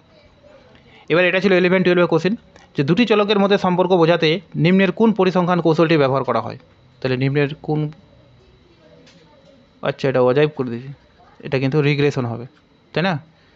দুটি চলকের মধ্যে সম্পর্ক হয় কোরিলেশনগুলো দেখাবে, নাহলে রিগ্রেশন, তাহলে রিগ্রেশন হবে, অজাইব হবে না, ভুল করে দিয়েছি এটা। ব্যাস এতদূর পড়লেই হবে। আর এগুলো আমি অ্যাড করে দিচ্ছি টেস্ট অফ সিগনিফিকেন্স, একবার বলে দিচ্ছি যে টেস্ট অফ সিগনিফিকেন্স কী, জাস্ট তাহলে আর বাকিগুলো বলবো না। টেস্ট অফ সিগনিফিকেন্স কথার অর্থ হচ্ছে এটাই, যে আমরা যে ডেটাগুলো কালেক্ট করি সেই ডেটাগুলো কতটা সঠিক রয়েছে সেটা টেস্ট করার নামই হচ্ছে টেস্ট অফ সিগনিফিকেন্স। ঠিক আছে, যেমন যারা রিসার্চ করে তাদের সবাইকে আগে প্রথমে বলে আগে তুমি টেস্ট অফ সিগনিফিকেন্স বের করো, টেস্ট অফ সিগনিফিকেন্স করে আমাকে দেখাও ঠিক আছে কিনা, তারপরে কিন্তু আমরা চেক করব। ঠিক আছে, তো টেস্ট অফ সিগনিফিকেন্স ভ্যারিয়েবলের ভিত্তিতে বাইভারেট থাকে, মাল্টিভারেট থাকে। বাইভারেট মানে দুটা ভ্যারিয়েবলের মধ্যে যখন দেখাবে, মাল্টিভারেট মানে হচ্ছে যখন দুইয়ের বেশি ভ্যালুর মধ্যে টেস্ট করা হয় তখন, যেমন অ্যানোভা অ্যানকোভা ওগুলো। প্যারামেট্রিক টেস্ট মানে এখানে প্যারামিটার ইউজ হবে, যেমন মিন মিডিয়ান মোডের সাহায্যে বের করবে। নন প্যারামেট্রিক টেস্ট মানে এখানে কোনো প্যারামিটার ইউজ হবে না, অর্থাৎ মিন মিডিয়ান মোড থাকবে না, ডিরেক্ট ফ্রিকোয়েন্সিগুলো দিয়েই হবে। আর হচ্ছে লার্জেস্ট স্যাম্পেল টেস্ট মানে যারা 30টা স্যাম্পেলের বেশি নেয়। এই কিছু কিছু জিনিস জানতে হবে, 30টা স্যাম্পেলের বেশি যদি আমরা টেস্ট করি তাহলে সেটা হলো লার্জেস্ট স্যাম্পেল। আর স্মলেস্ট স্যাম্পেল মানে 30টা স্যাম্পেলের কম। ফর এক্সাম্পল টি টেস্ট একটা স্মলেস্ট স্যাম্পেল টেস্ট। এগুলো আমি দিয়েছি এখানে। বাইভারেটের উদাহরণগুলো খুব ইম্পর্টেন্ট, কোনগুলো বাইভারেট কোনগুলো মাল্টিভারেট, যেমন অ্যানোভা অ্যানকোভা, অনেক সময় অ্যানোভার ফুল ফর্মও দেয় অ্যানকোভার, তবে এগুলা পরীক্ষা মনে হয় না দিবে আমার। প্যারামেট্রিক টেস্ট মানে এখানে প্যারামিটার ইউজ হবে, যেমন টি টেস্ট, জেড টেস্ট, অ্যানোভা অ্যানকোভা এগুলো। আর নন প্যারামেট্রিক টেস্ট একটাই আছে, সেটা হচ্ছে কাই স্কোয়ার টেস্ট, যেখানে ডিরেক্ট ফ্রিকোয়েন্সিগুলো দিয়ে টেস্ট করা হয়। স্মল স্যাম্পেল টেস্ট মানে 30টা স্যাম্পেলের কম লাগবে, যেমন টি টেস্ট, টিটা ছোটো হাতের হয় কিন্তু টি টেস্ট।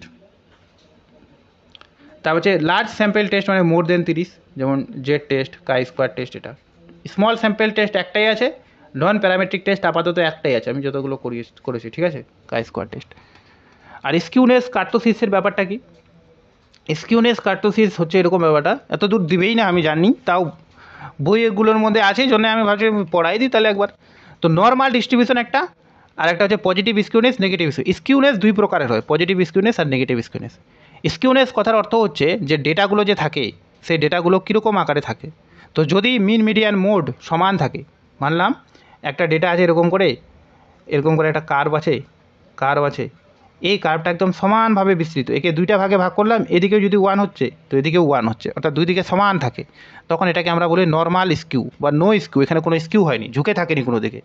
আর এটাকে অনেক সময় বলা হয় সিমেট্রিক্যাল কার্ভ, সিমেট্রিক্যাল ডিস্ট্রিবিউশন। একটা কোশ্চিন আছে অনেক সময় যে কোন ডিস্ট্রিবিউশনের ক্ষেত্রে মিন মিডিয়ান মোড সর্বদা সমান হয়, মানে মিনের যা ভ্যালু মিডিয়ানেরও তাই ভ্যালু আর মোডেরও তাই ভ্যালু, তাহলে অ্যান্সারটা হতো সিমেট্রিক্যাল ডিস্ট্রিবিউশন।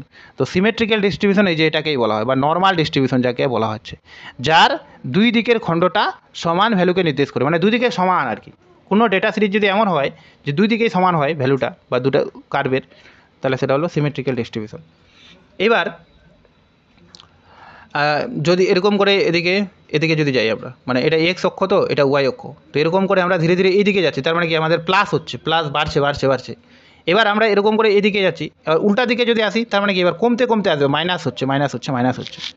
ঠিক আছে, তো ওইটার উপর নির্ভর করে এই দুই ধরনের নাম দেওয়া হয়েছে, একটা হচ্ছে নেগেটিভ স্কিউনেস, একটা হচ্ছে পজিটিভ স্কিউনেস। যেমন এই যে স্কিউটা অর্থাৎ ঝুঁকে থাকাটা কিন্তু চলতে আছে এরকম করে কখনো মিলবে না।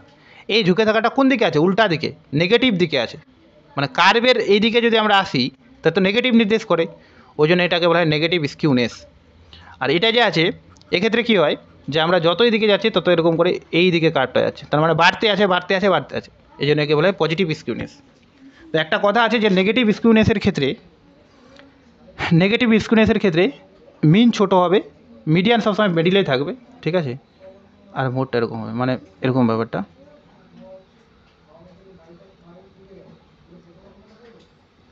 তো একটা এটা যদি ডেটা সিরিজ হয় তো এটা 0 1 2 3 এরকম করে যেদিকে বাড়তে থাকে, তো সবসময় মিডিয়ান হলো এটা, আর মিন হলো এটা। মিডিয়ান সবসময় মিডিলেই থাকবে, আর মোড হলো এটা। তাহলে আমরা যদি বলি, কেউ যদি জিজ্ঞেস করে যে নেগেটিভ স্কিউনেসের ক্ষেত্রে মোডটা মিন মিডিয়ান মোডের মধ্যে কে বড় হয়, তাহলে দেখতে পাচ্ছি যে মোড এইদিকে আছে, সবার শেষের দিকে আছে, ঠিক আছে। সুতরাং মোড বড়। কত উঁচু আছে ওটা নয়, ঠিক আছে, ওটা নয়, বরং কে শেষের দিকে আছে সেটা আমাকে খেয়াল করতে হবে। তো শেষের দিকে যে থাকবে, যে এখানে মোডটা শেষের দিকে আছে, সুতরাং মোড সব থেকে বড়, কারণ মোডের ভ্যালু 3 আছে, এরকম এরকম। তারপরে মিডিয়ান, তারপরে মিন। তাহলে নেগেটিভ স্কিউনেসের ক্ষেত্রে মিন সর্বদা ছোট হয়, আর পজিটিভ স্কিউনেসের ক্ষেত্রে আবার উল্টা হবে, মিনই বড় হবে, মিডিয়াম মোডটা ছোট হবে, আর মিডিয়ান তো মিডিলেই থাকবে। আর সিমেট্রিক্যাল ডিস্ট্রিবিউশনের ক্ষেত্রে হচ্ছে সমান হবে তিনটা ভ্যালু, মিন মিডিয়ান মোড। তো এটা আমরা দেখলাম জাস্ট কোন দিকে ঝুঁকে আছে সেটা। আরেকটা আছে কার্টোসিস হচ্ছে কতটা লম্বা সেটা দেখাবে, ঠিক আছে। যদি ডেটাগুলো ছড়িয়ে ছিটিয়ে থাকে, তার মানে ছড়িয়ে ছিটিয়ে থাকার অর্থ হচ্ছে এরকম থাকবে। আর যদি কাছাকাছি থাকে তার মানে লম্বা হবে, ঠিক আছে। আর যদি মোটামুটি মিডিলে থাকে তাহলে নর্মাল ডিস্ট্রিবিউশনের মতো হবে এটা। তো এটা একটা নাম আছে, যে যদি বলে যে কিছু আর কি, মানে কোশ্চেন দেখলে বোঝাবে যে যদি এরকম লম্বা হয় তাহলে সেটাকে বলা হচ্ছে কি লেপ্টোকার্টিক। লেপ্টোকার্টিক মানে লম্বু, অর্থাৎ কাছাকাছি থাকবে ডেটাগুলো, বেশি দূরে ছড়িয়ে থাকবে না। আর প্ল্যাটিকার্টিক মানে হচ্ছে যেটা ফ্ল্যাট, এরকম অনেক দূরে ছড়িয়ে থাকে। আর একটা হচ্ছে মেসোকার্টিক, মানে যেটা মিডিল পজিশন আছে এটা, ঠিক আছে। এখান থেকে এটা খুব কমন কোশ্চেন হয় এরকম, যে কোশ্চেনটা আমি বলে দিচ্ছি এগুলো থেকে, খুব ইম্পর্টেন্ট কোশ্চেন এবং খুব পরীক্ষা দেয়। সেটা হচ্ছে এরকম, যদি কোনো পরীক্ষায়, যদি আমি একটা কোশ্চেন স্ক্রিনশট করে রাখলাম, ওটা দিয়ে দেবো। যদি কোনো পরীক্ষায় বেশিরভাগ ছেলেরা, ঠিক আছে, বেশিরভাগ ছেলেরা ফেল করে, এরকম ব্যাপারটা, যদি কোনো পরীক্ষায় বেশিরভাগ ছেলেরা ফেল করে, তাহলে কোশ্চেনটা কী ধরনের, কাকে অনুসরণ করে বানানো হয়েছে, এরকম নেগেটিভ স্কিউ, পজিটিভ স্কিউ, নাকি এটা। তো বেশিরভাগ ছেলেরা ফেল করে, আমি বলতে পারছি না কোশ্চেনটা, আমি গ্রুপে দিয়ে দিচ্ছি, দিয়ে পরের দিন আমি ওটা ডিসকাস করে দেবো। এই ধরনের একটা কোশ্চেন হয়, এখানেও আছে কোশ্চেনটা, কিন্তু ওটা আমি দিয়ে দিচ্ছি, তাহলে বোঝা যাবে। এই যে এখানে দিয়েছি তো কোশ্চেনটা, if the distribution is negative, তো নেগেটিভ স্কিউ দেন তার মানে কী নির্দেশ করবে। তো নেগেটিভ স্কিউ মানে আমাকে খেয়াল করতে হবে। নেগেটিভ স্কিউ মানে হচ্ছে এই যে এরকম, তার মানে মিডিয়ান ছোটো, মিন ছোটো, আর মোড বড়। তার মানে বেশিরভাগ গড় রেজাল্ট যেটা, তার থেকে কিছু ছেলে আছে যে অনেক নাম্বার পেয়েছে, মানে বেশি পেয়ে গেছে আর কীরকম। গড় রেজাল্ট থেকে, গড় মানে যেটা গড় পাওয়ার কথা তার থেকেও বেশি পেয়ে গেছে, এইটা নির্দেশ করছে নেগেটিভ ফ্রিকোয়েন্সি। তাহলে মিন ইজ মোর দেন মোড। এটা তো সিম্পল জিনিস আছে, এটা নাই, কোশ্চেনটা ওটা আলাদা। A distribution with kurtosis is less than 3, তো লেস দেন 3 হলে প্ল্যাটিকার্টিক হবে। এখানে কিছু কিছু সূত্র দিয়ে দিচ্ছি, আরও যদি কিছু করার হয় তাহলে বই থেকে নিজেকে প্র্যাকটিস করতে হবে, কারণ অঙ্কগুলো এখানে টাইপ করা অনেক কঠিন ব্যাপার, ওই জন্য আমি দিলাম না। ঠিক আছে, তাহলে আজকে এতটুকু থাক, পড়ানো আছে, আবার পড়তে চলে আসছে ওরা।